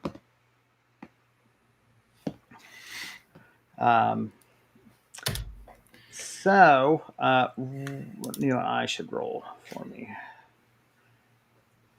Let me see. I should roll. It cools down very quickly. Like at your second touch, you can feel the heat leaving the page. Okay. And you're like, oh, good. Oh, good. Good. Back to normal. You have to ask Josh. Give it another try. You have to ask Josh sometime about what his he fumbled with a tome and damaged it. I mean, he damaged it. All right, man. Well, let's roll some scroll. 17. Well, that is not your best casting, but it casts. 17 times better than the last one. It does. Yeah, it does. So erase an exhaustion because you still have to sort of, channel that power through you. And it casts. And you're going to choose what is the target? The entrance of the... Right in the mouth. Yeah. And so that should give me 20 feet kind of down. Right.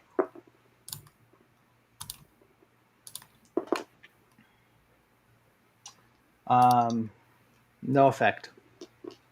Okay. Wait, no effect, or is it doesn't report anything? Or is it Oh, the same? sorry. I'm sorry. I was thinking about light. Sorry. I was thinking about light, not detector. I don't know why I was thinking that. Sorry. Well, I was going to use that next. So now you've already told me. Roll again. Wait. Right. Roll for me. Well, no, I'll have to re-roll things. That's all it'll mean. Well, okay. Yeah. 60. So it is cursed. Oh, okay. The sense is that the curse is, and you can tell this is just from not a great casting of the spell. Right. That it is not super powerful. The curse. It is not, and this is the sense you get from it is it's not a super structured curse. This is not a curse that has been put on a place by choice. More like it's a curse based on the presence of evil and trauma. Oh, interesting. So, like for instance, the undead items. You know, Right. in your studies of the undead, in your training as a paladin, as a believer, and as a warrior against the unholy. The undead, it's not like they, oh, hey, here's my magic sword I'm going to use because I'm a warrior, and then they put a curse on it. No, their nature is unnatural and unholy, and it disrupts the natural order of things. So that would be an example of this, right? Right. If a demon lived in an area for a long time, its influence corrupts things. And that is more the sense of what's going on here. Um, so, It says he once fumbled a minotaur. Hashtag awkward. I think I'll correct it for him. I'll correct it for him. He doesn't remember. There we go. But So fondled. Fondled is the word. Sorry, the no correct answers. The board goes back. So you suspect, yes, there's going to be something wearing on you and working on you. yeah. Of course, you've heard about curses of things like, sort of like, well, obviously the demon sickness that you experienced, right? Yeah. A Yeah. sense of despair, a sense of being unwell, Yeah. being uneasy, um, physical illness, right? That the kids and you experienced. And it's not going to surprise you that that's what you face in there. Okay. Now, structured curses, you can probably think of examples from Western culture, but you shouldn't, because you're not from a Western culture. But things like obviously ugliness, right? A curse of warts or something. I beg your pardon. The Axis is very far to the west in Western culture. uh, but that sort of thing, obviously, those are more structured curses, Right. right? Meant to be carefully designed and carefully applied to one or more targets, to ruin their life, to essentially extort them. Right. Which is what all the negative witches, all the evil witches, that's what they do. Texans, yeah. So So, because you said it was, I didn't feel great about that casting. It is just a first level, so I'm just gonna go ahead and cast it again, see if I can get some more info out of sure, the nature no, of this thing. I understand. Cast it again the exact same way. 97. I'll roll again and add it. 77. Wow. That give me some more info, hopefully. Absolutely. It is not. Indeed, it is not very powerful.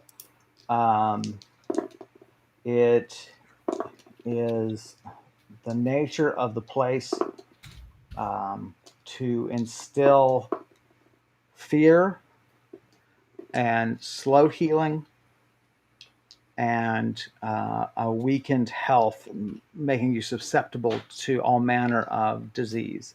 Mm.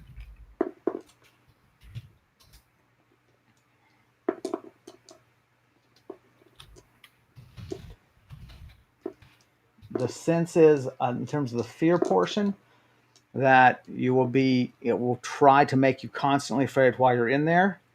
If the curse has an effect, you'll come out, you'll be fearful generally until the curse is lifted. Interesting. Yeah. So it's not just, these curses are meant to be life changing. Well, I say meant to be, they simply are. Right. Right. Well, you know what? I don't know how gung ho I am about. I have resist curse, but I think it might. I still can't even see in there. Well, that's a thing that, well, roll for me. I mean, I got to give you a big enough bonus. 20. Well, believe it or not, that's enough. Because it's a fairly reasonable and easy conclusion to come to. Okay. What are you trying to say about me, Kevin? Why are those green torches not affected? Because they're magical somehow. Which means that there should be at least some light in there. And if I make it far enough, yeah. Right. And so that first torch seems to be just about 20 feet in, 30 feet in. The obscuring darkness still makes it hard to tell that it is a torch. You cannot see the body of the torch, Yeah. Right, but maybe it's not like miles of darkness. Maybe it's like just patches that I can work through. Right. And so then you can, you can go in for as long as you're comfortable. Obviously, you still are contending with the curse. Right. Okay. Well, then we'll try a cast of resist curse and try to mosey on down there. What do you have versus resist curse? 3rd level. Well, it's in Adabir's tome, so it would be 10 minutes a level. So for 100 minutes. And you don't have what it does there, do you? It just says plus 25 RR versus curses and poisons. There you go. Or I guess you have to choose because it's slash. I don't know. Let me see. That's the wrong one. Oh, you've got. It also has a range. I guess it can affect multiple people. Yeah, you can affect someone else. You don't have to cast it on yourself. Okay. Where is that tome? I don't have it down here. Yeah, purifications. Let's say it's, for right now, we'll say it's both. All right, so so roll to cast this bad boy. 43. No problem. It casts. Cord is, it's going to cast at 10th level. You're plus 25 to resist the power of the mine. I guess we should call this the battlefield mine or something. All right, state of readiness. What do you want in your hands? What do you want to do? Let me think.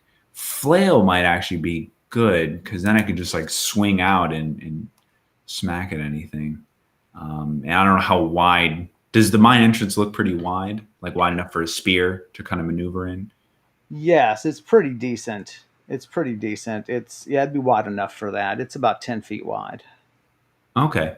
So I'll keep that in mind. I think I'll take out my flail and my target shield. Okay. Oh, and erase exhaustion for the scroll. Yes. And I'm trying to remember, flail is two-handed. Oh, so it is. So if I do it with one hand, it's just a big penalty. Yeah, I mean it's going to be very difficult to attack with it. Okay.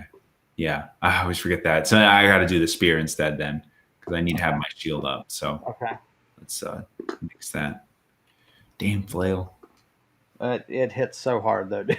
Right, that's the thing. Yeah, it's a heavy hitting weapon, not a sneaking around weapon.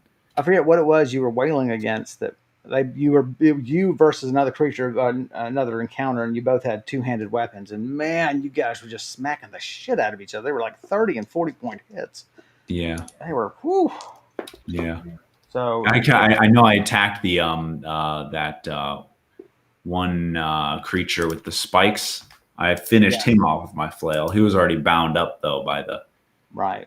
So that served you well. That grappling attack with the bola, man, has gotten you some cool things done. It's very useful. All right, so you're doing spear, and you're going in. All right, so roll your resistance. Let's see. This might be a drum roll, everybody. It's the curse. If we could get some drum rolls. Nobody is Oh, Kevin. Jesus. Oh, look! Now they've That got almost went under the couch. Quinn is Quinn. It went under the couch. Almost. That's cursed. You need a drum roll before you even shake the dice. Otherwise, the dice go everywhere. Drum roll. What is it? So yeah, gang, if you just want to find your drum roll emojis or your drum emojis, then post away, and we will get on with this. And don't forget your miracle roll, by the way, Max. Thank you, Karen. We appreciate that. Oh, yes. There's a big set. I had an idea for a miracle roll, but I haven't been able to. There we go. Hey, Max Dunovitz, thanks for that drum roll. That's hilarious. And a drumstick. All right. All right, let's go. Roll to resist the curse. 41. All right. You can feel an unnaturalness just creep around you, just embrace you. But you sort of steady yourself. You don't feel any different. You don't feel any different. So, what would you like to do? I'm going to make my way very carefully to the torch hugging the wall. Now that you're inside the actual mine itself, it'd be fair to say now that you can see about twice as good as you could before. Even from just stepping into the mouth, you can see the body of the torch. It's still not casting the light that you would expect, which should illuminate all the way to you very brightly. Right.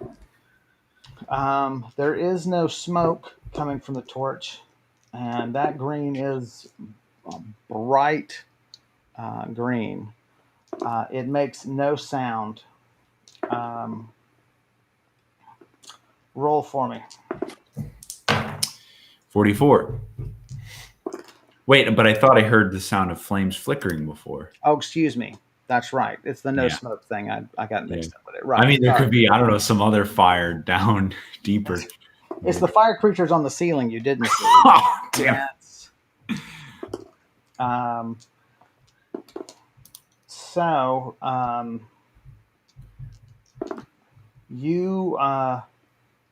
You keep heading down to this. You make it to the first torch. Yeah, and I might as well just take the torch off the wall and bring along with me. It is possible, of course, that these are unnatural magic.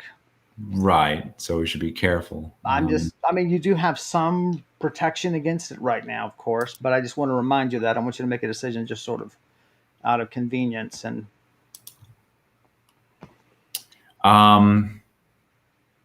Well, there is another torchlight, right? Where is that? Yes.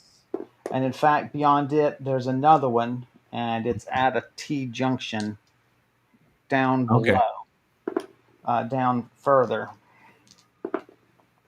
Yeah, if I don't need to mess with these torches, then I guess I won't. I'll just keep going from torch to torch for now. Right.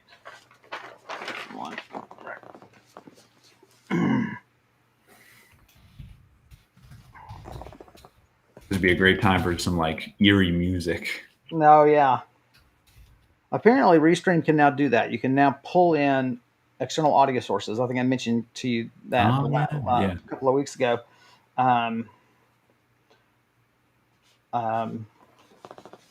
So what? So you head down to the second torch. Yep. Spooky, scary.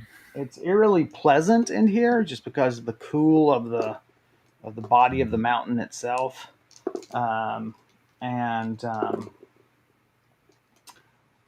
make it to the second torch. There is now you can see there is writing at the T intersection. What's our reading ability with various languages? Well, look at that. It's Goblin. Oh. I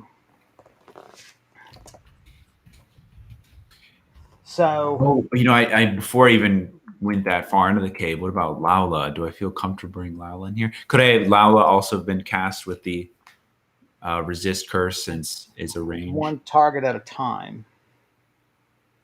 Okay, but it has a range though. So it is only one target though. So Okay. yeah, it's one target, Oh, but because I can point at someone and then say yes, like you. if Yeah. yes, so you Interesting. could, and because it's beneficial, they don't even get a resistance roll. That is to say, they don't get a resistance roll to resist your magic because it's Right. beneficial magic, Right. and the body's natural defenses will not oppose that. So I hate to do this in such a close moment, but I need another break. I got to be honest with you. It's too tense. Okay. Can we do it? I'm What? sorry. Sorry. What is tense? Oh well, I mean, I'm No, no, saying, no. I don't want to know. yeah, I'm just saying you might get killed. I mean, but it's fine. But we'll make it a very quick one, Okay. and then we'll be back, and then we'll just keep playing until we finally finish off. I mean, everything's fine with Max. So all right. Thanks for hanging in there. We'll be right back in just a second. And while you're waiting for us, feel free to fondle your minotaurs. All right. Thank you. All right. We'll be right back.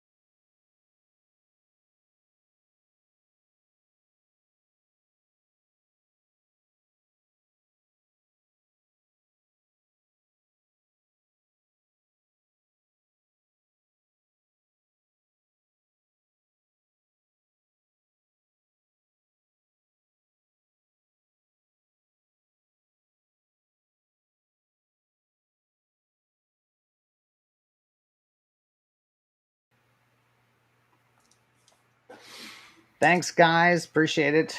I'm getting older, etc., etc. It's embarrassing. Um,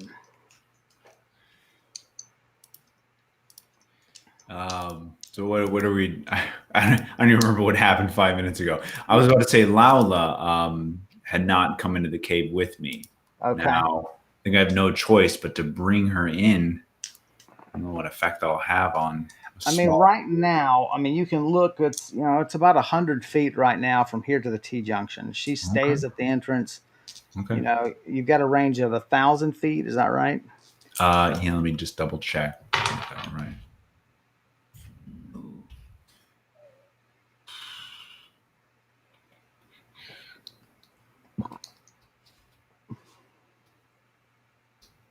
Oh crap! It doesn't say. 900-foot range. It says here. Okay. Very specific. 900 foot. Okay.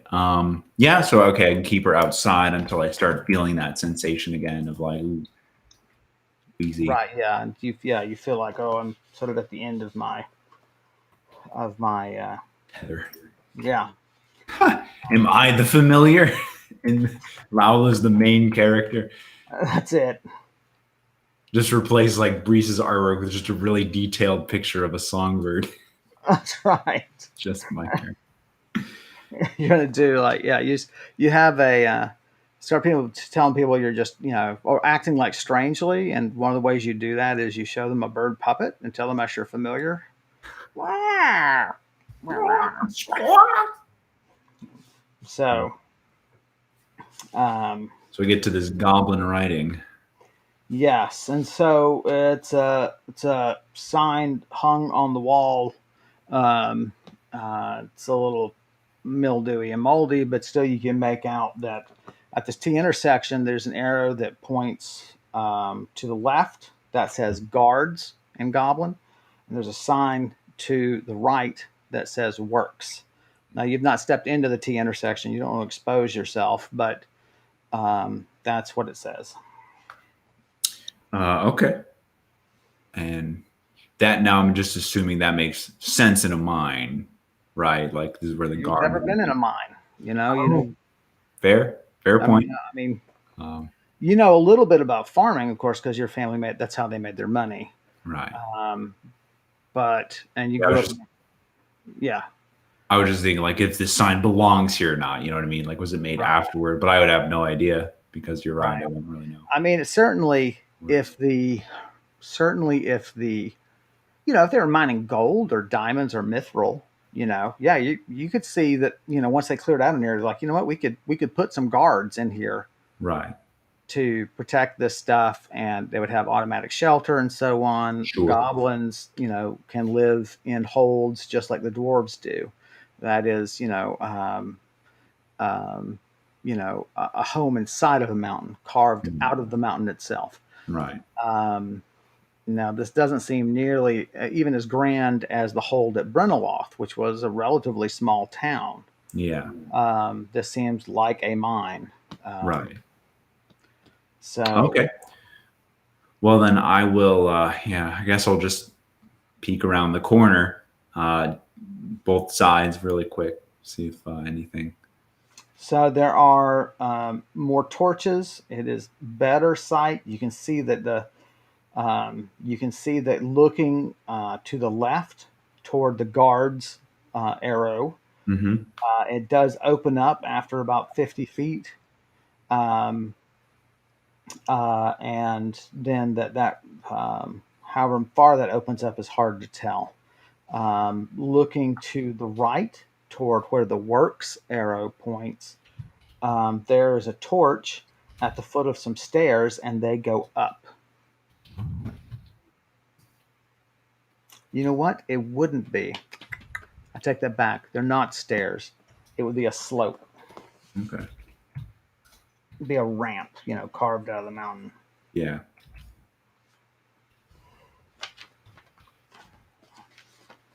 Well, let's take the guard's passageway, I think, first. Okay. Are we sneaking? Are we walking? Very sneaky. Yeah. And so roll to sneak. Again, I got my target shield and my spear out. 89 to sneak. Very nice and quiet. You make it to the corner where the room opens up. You just sort of stick your head out, I assume, and just really carefully peek. Mm-hmm. So this is a large room, about 50 foot by 50 foot. And you're not exactly sure of its purpose.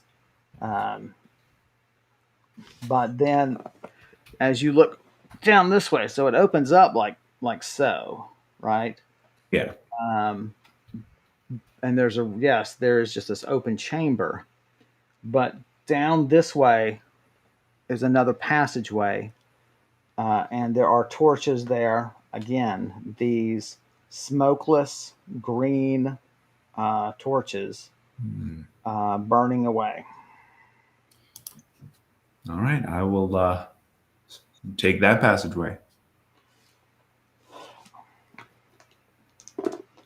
You head down. The passageway terminates pretty quickly after about 60 or 70 feet. There is a door to the to the to your left. The door is closed. Heavy iron door in very good shape.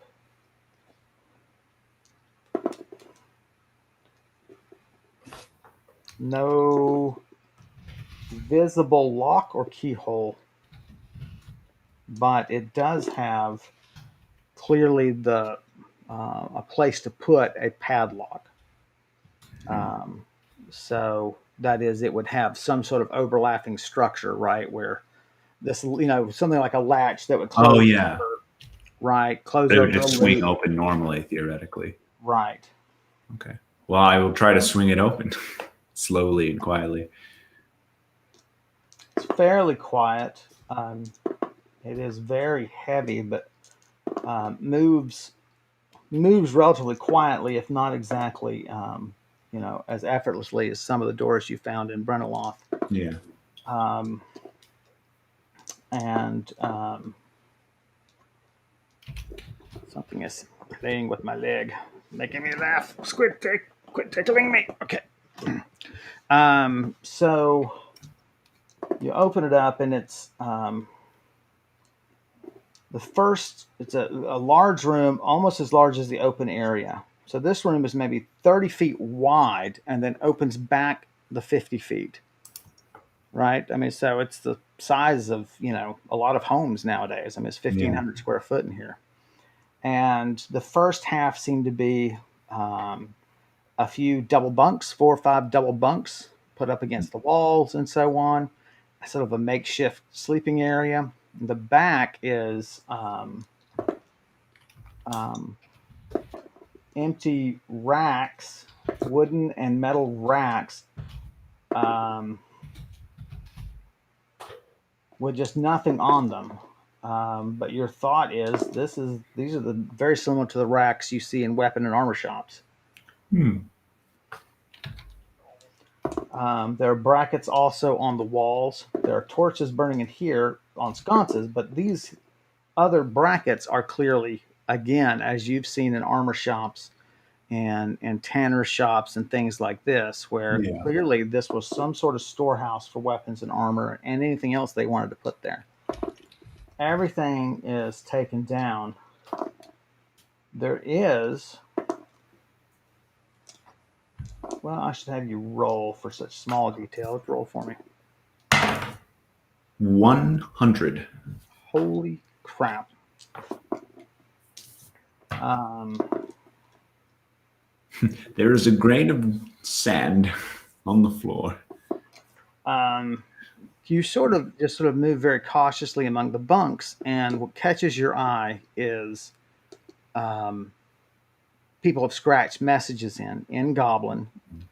Some are just hatch marks, as though counting days or hours or whatever they were counting. Um, and there's one set that is quite extensive. You quit counting at 100. And um, there's another one. There's a message written that says "dirt in, dirt out." Um, Some unhappy workers here. Another one that says Agakyle is an ass. I'll send you the spelling of that if you care. Why would I care? He's an ass. I mean, Well, I mean, write down his name. Um,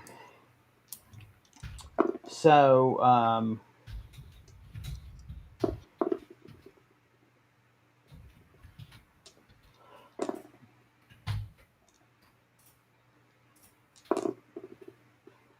You do notice now that you're looking at the walls so closely, there are unusual striations in the rock um, that are really, I mean, they're very unusual. They're because they themselves are not rock. They're some sort of, you kind of prod it with a dagger. They're it's a soft sort of almost like black rubber or tar Yeah. through it. Um, but like if you pierce it a little bit with the blade and pull it back out, it just reseals. The aperture you made, the Interesting. puncture you made, just reseals itself. So it's in some sort of weird semi-fluid state, right, where it just can't hold a Yeah. form, can't hold a hole, so to speak. Write that down. They're like striations in the rock that are. Black. Um, they're very small. They come in little strips of like half an inch to an inch and a half, Hmm. and they're here and there. You can see obviously that none of the writing has been done on it, of course, because it wouldn't hold any of the writing. Right. Um, They like gather anywhere, or they just kind of interspersed. they have little different densities here and there, but no, there's not a real pattern um, to them. Is it so that I could like collect a sample of, or would it? You've not tried, but you don't see any reason why not. Yeah, I'll take dagger and just kind of scrape some off and What are you going to put it in? tear out a page of one of my notebooks and just try to fold it up. Hopefully, it doesn't bleed through. Do you have any empty vials? Oh, I do. That perfect, actually. I'll just hold up a vial and kind of scoop some.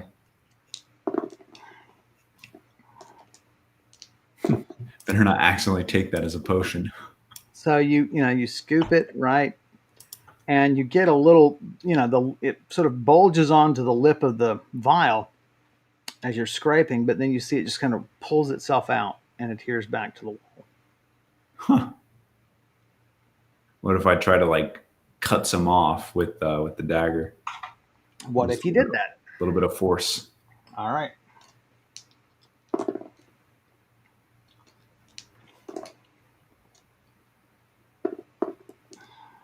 Um, you cut. It cuts fine. You sort of try to like scrape it. You cut down into it and then try to scrape it off and then put it.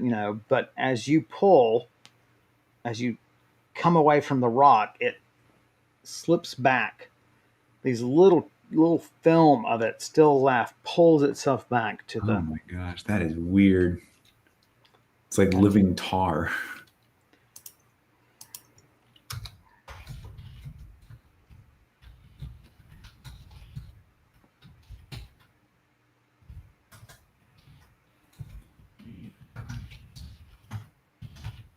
Oh, I'm gonna have to leave that alone.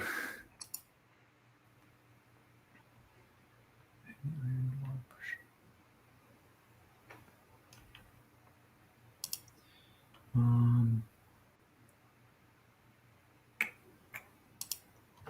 all right. Well, I will turn my attention elsewhere then. I can't think of anything else I can do with that.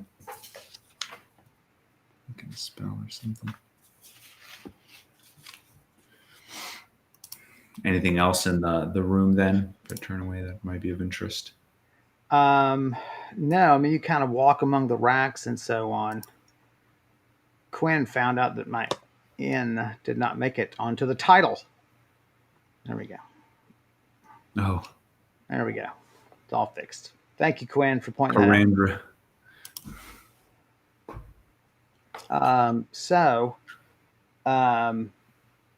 Yeah, I mean, you should have walked. I mean, you're just looking for anything. Is there a scrap of paper? Is there a journal? Someone, anything. You don't really find anything.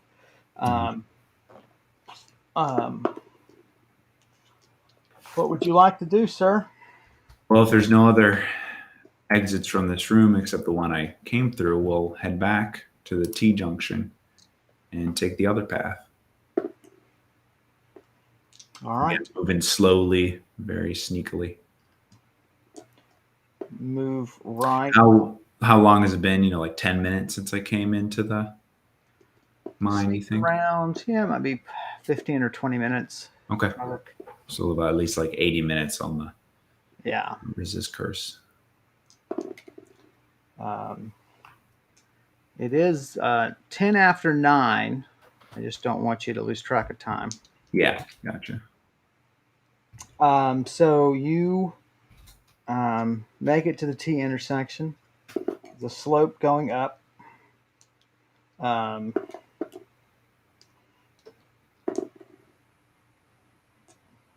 Again, just these eerie torches placed here and there. You come to another room that's probably 50 by 50. That's up, up the slope.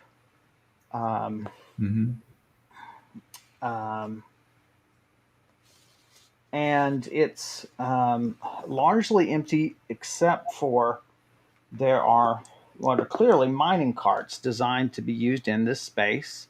You've heard descriptions of them.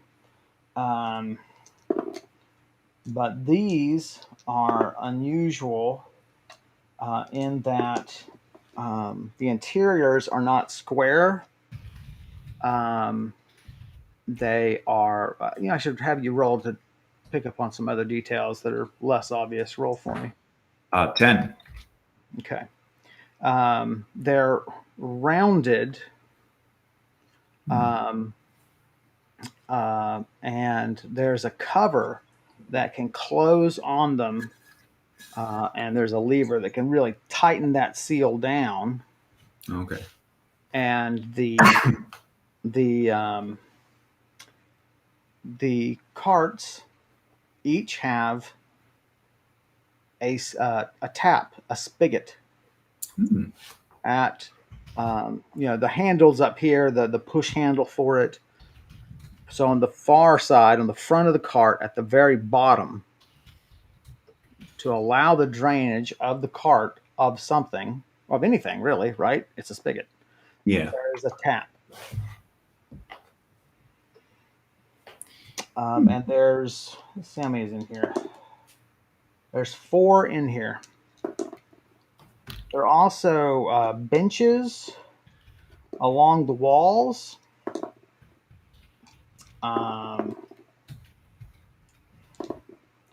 And then another passage as you're standing at the slope against the far wall, another passage, and another passage goes that way.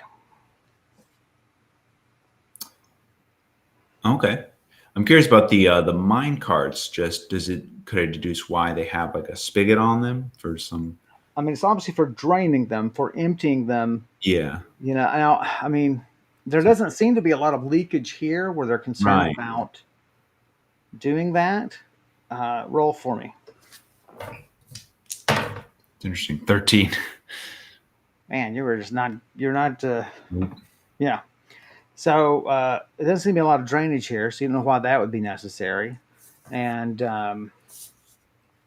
so, yeah, what would you like to do?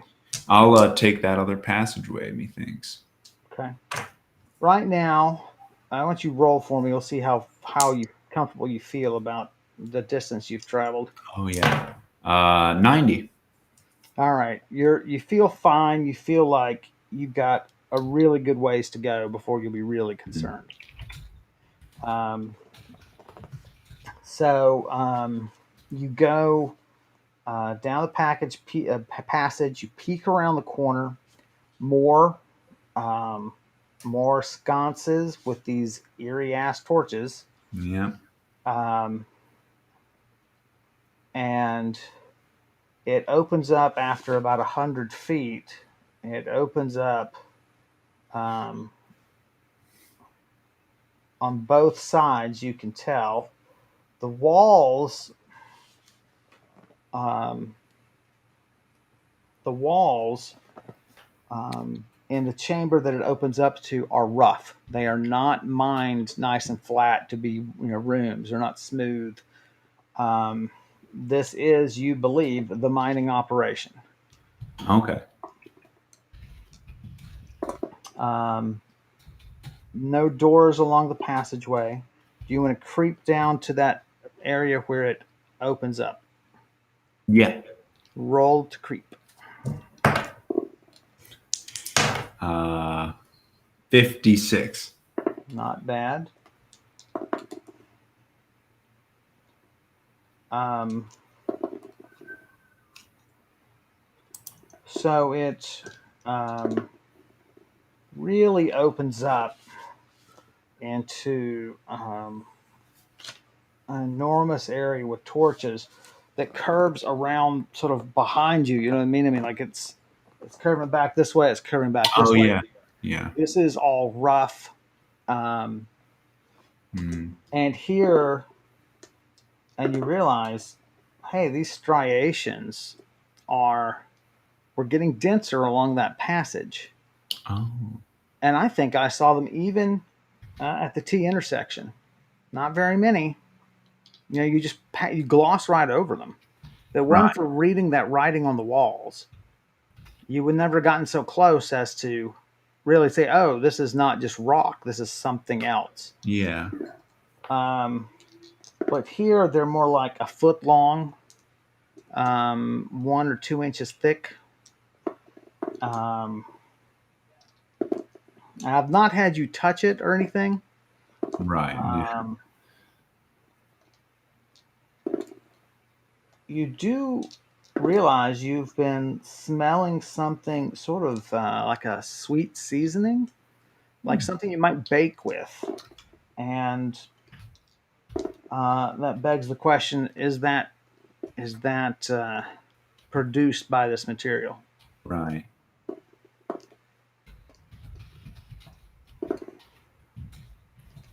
Um, so this area is, I mean, it's really dark. There are patches where even the torches cannot light. Oh, there's my pencil. Um, um, but so there are patches of 10 or 20 feet that are just black, and you just have to kind of pass through them. Yeah. There are lights on the far rough walls. The walls here are low. Um, um, the black streaks, these black striations in the rock, are denser. Um, I had something complain. What complained? Nothing. Um, but as you cross, I mean, you stop and listen. You're just not hearing anything. Yeah. As you cross to the far side of the wall that is just directly across from the opening from the passageway, Right. you find what can only be described as a 4 or 5 foot high sapling made of the black material. Oh.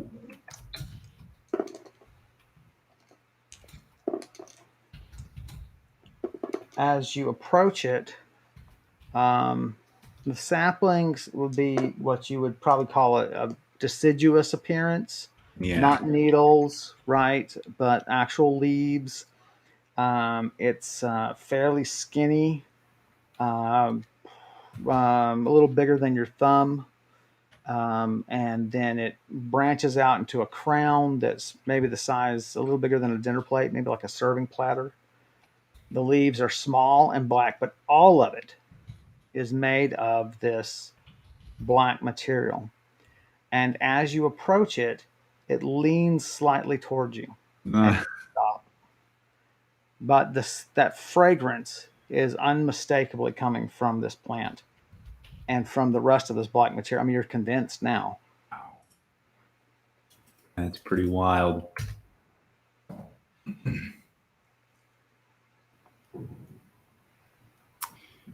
Okay, here might be a time for a good miracle roll. I say to the plant, I see if it can speak, and I say hello.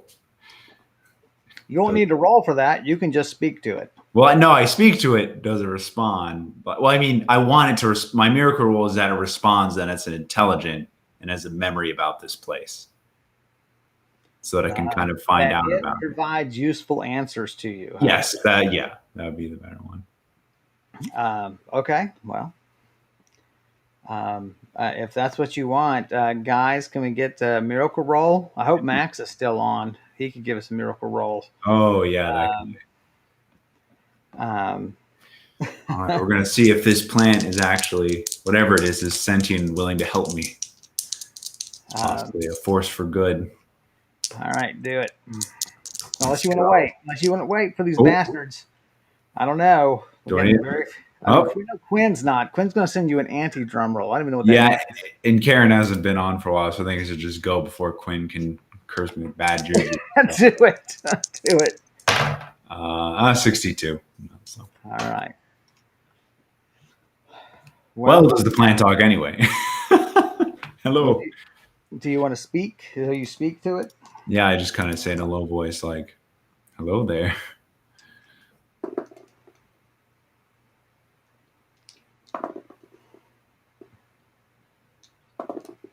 In a very distorted mimicking of your voice, it says, hello there. Mm.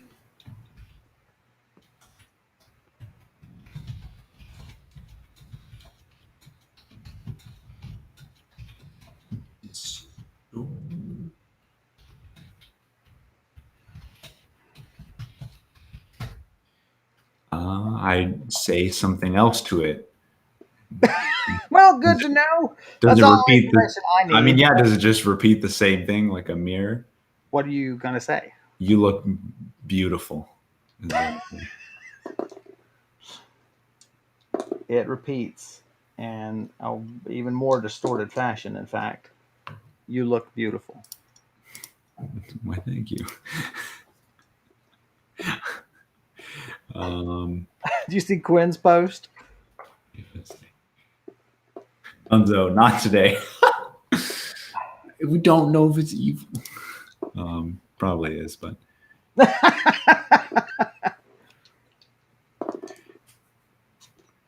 repeats what I say.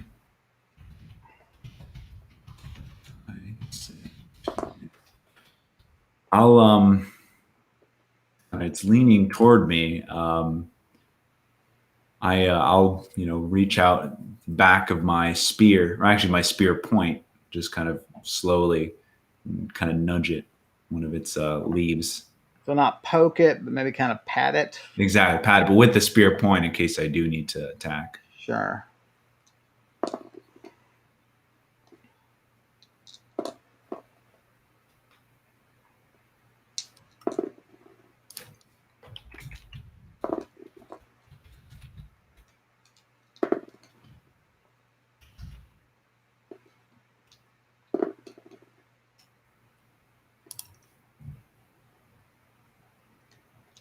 You bump it, roll.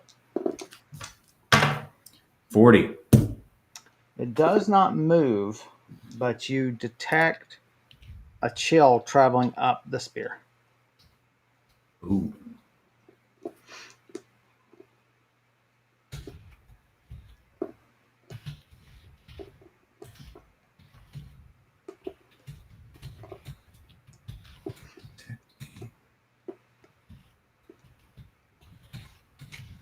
Well, this seems like a good time to try to detect curse right on this tree. Now, it's in the dark. Does that affect my casting from the tome? I can still make it out, right? At this point, you are near, because you made it across a patch of darkness, and now you're near another wall with another torch, so you can read it. But yes, an inability to read a written spell is completely a foolproof way to stop someone from reading a spell. There you go. Well, I will Now, try what's to. interesting is the magic words on the spell. They're very simple. They're Boo boo boo boo boo boo. Boo boo boo boo boo. So that reminds me of a story. When I went back to Miami and talking to my sister, she just out of nowhere, she just started saying a skibbity bop, skibbity boo to like everything. And I'm like, not again. It's like following me home. So now she just like, I would ask her a question and it's like, hey Lizzie, can you unload the dishwasher? She's like skibbity bop and like goes to the kitchen. Just stop it. that is Stop so great. spamming. That is so great. I don't know where she got that from, but it's terrible. That's so great. Right, so I will pull up my tome and cast say the magic words, skibbity bob, whatever it is. Yeah, exactly. And you unload the dishwasher. That's what that spell does. All those, yeah. Detect curse on this thing. All right, roll it up. 88.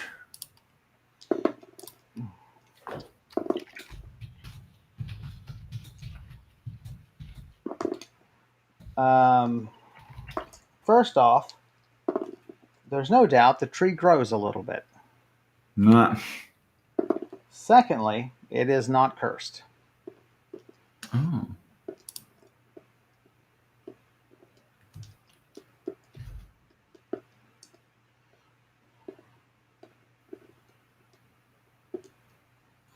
Oh, interesting. I wonder if it's like grows off of magic. Definitely.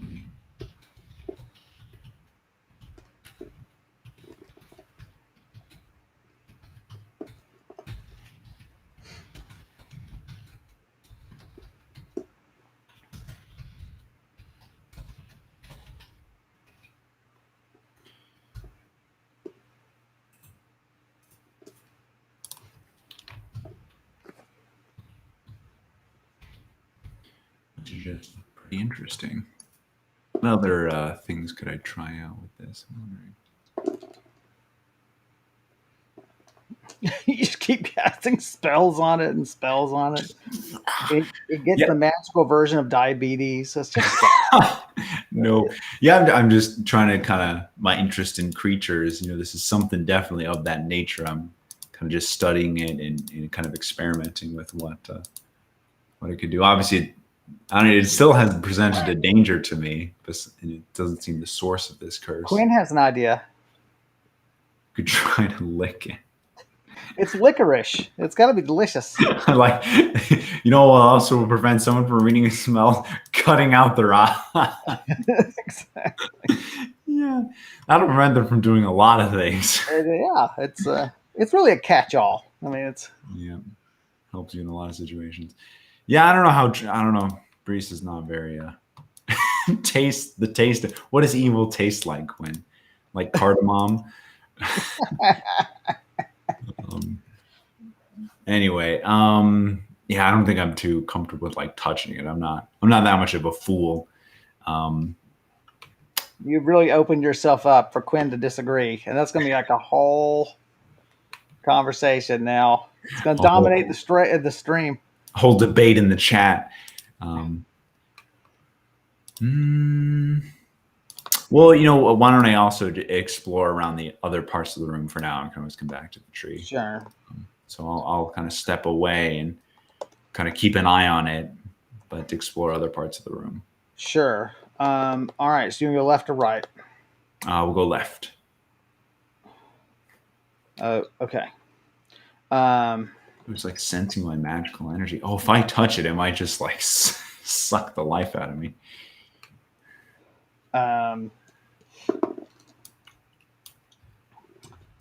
So roll the creepy creep.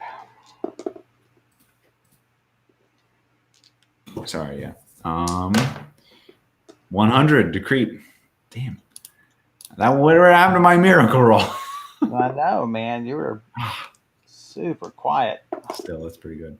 Pretty nice. You just find yourself moving at a really nice pace, and just you feel like, man, this is just totally this is the best stalking I've ever done. I mean, um, sneaking about. Uh, the room gets really wider, 3 or 4 more times as wide. Um, and roll for me. 48. And again. 8. Except for work on the floors, there doesn't really seem to be much mining here. These seem to be natural grottos, natural caverns within the system. Yeah. And you come to a really large cavern about 100 feet down from your last location.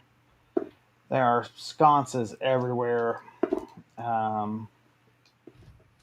burning away. And there is a towering roof here. And with it, a towering black tree. Ah. And it's about 40 feet high. It comes up in this real gnarled fashion. It's it's almost like sort of the curvature of a live oak, how they can just kind of grow in crazy ways. Yeah. And then it branches out into a crown of these black, sort of small oval leaves. But that's really, really thick, you notice. And then it has a mirror image of itself, sort of, and another trunk growing up, and another set of roots growing into the ceiling.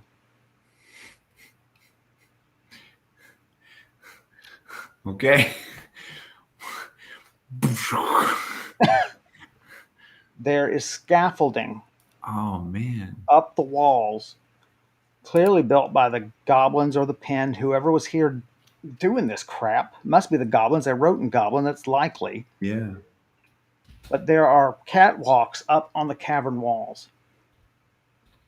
There are work planks and sort of like swinging gangways so they can get out to various parts of the higher tree, the higher half of the tree. There are 2 of the mining carts you can see from where you are now. Gwen wants you to set it and yourself on fire. I'm just chiming in here. All right. It's 9:30, man. I don't want to push you too late. Yeah, I think this is just about a good. I mean, where you finished describing what I was seeing, because then that's a good stopping point. There are tables, some sort of work table set up. There are mining tools around here and there. But there are sconces and torches just everywhere. I mean, all the way up to this, 100, 120 feet up. The roots of this thing run almost to your feet. These big gnarled roots. Yeah. And as you enter, it silently sort of, that middle part that is the boughs and the leaves kind of moves a little bit towards you. Yeah. And that lovely fragrance is just everywhere. And then the cavern continues beyond, but with the tree in your way, you can't really make out how far. Right.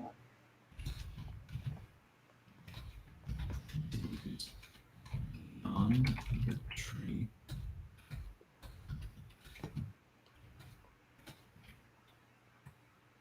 Well, definitely stumbled across something interesting here, but you're gonna have to find out next time. Random role playing. We'll stop here. It sounds like. Yeah, I think that's great.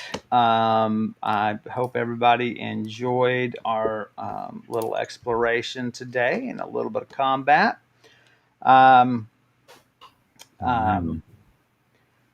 Thanks everyone for joining us. I'll give you the normal blather that we have to do as streamers, which is, hey, please like and subscribe and follow us.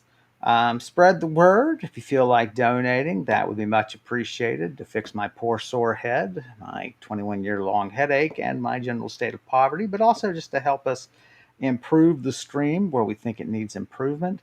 As always, you can go and check out the links for Brise's character. Brise, Max, did you update to your level 8? I did. If you click on that link, you should see it says level 8. And if it doesn't, donate $100 to us to get our attention and get us to fix it. That's right. Else it just won't get done. Right. And thanks again to Elliot Dunovitz, who did some fantastic art for us with Brise's character. We use every stream. But thanks again, everybody, for your support, for your fun chat. We'll be back next Wednesday, barring disaster, with episode 15 of Brise's Tale. And we appreciate everything you guys do. It really is so much fun to do it with you guys and so on. Say goodbye to these nice folks, Max. Well, I was going to say, Kevin, is usually when people say like and subscribe, we got to put like a fun thematic twist on it. So we're going to say, spread your roots to everybody and tell them about this amazing I like that stream we have. But yes, thank you everybody for coming out and joining us tonight. We'll hopefully see you again next week. That's right. We'll see you guys again. Thanks for everything. And we'll see you next time.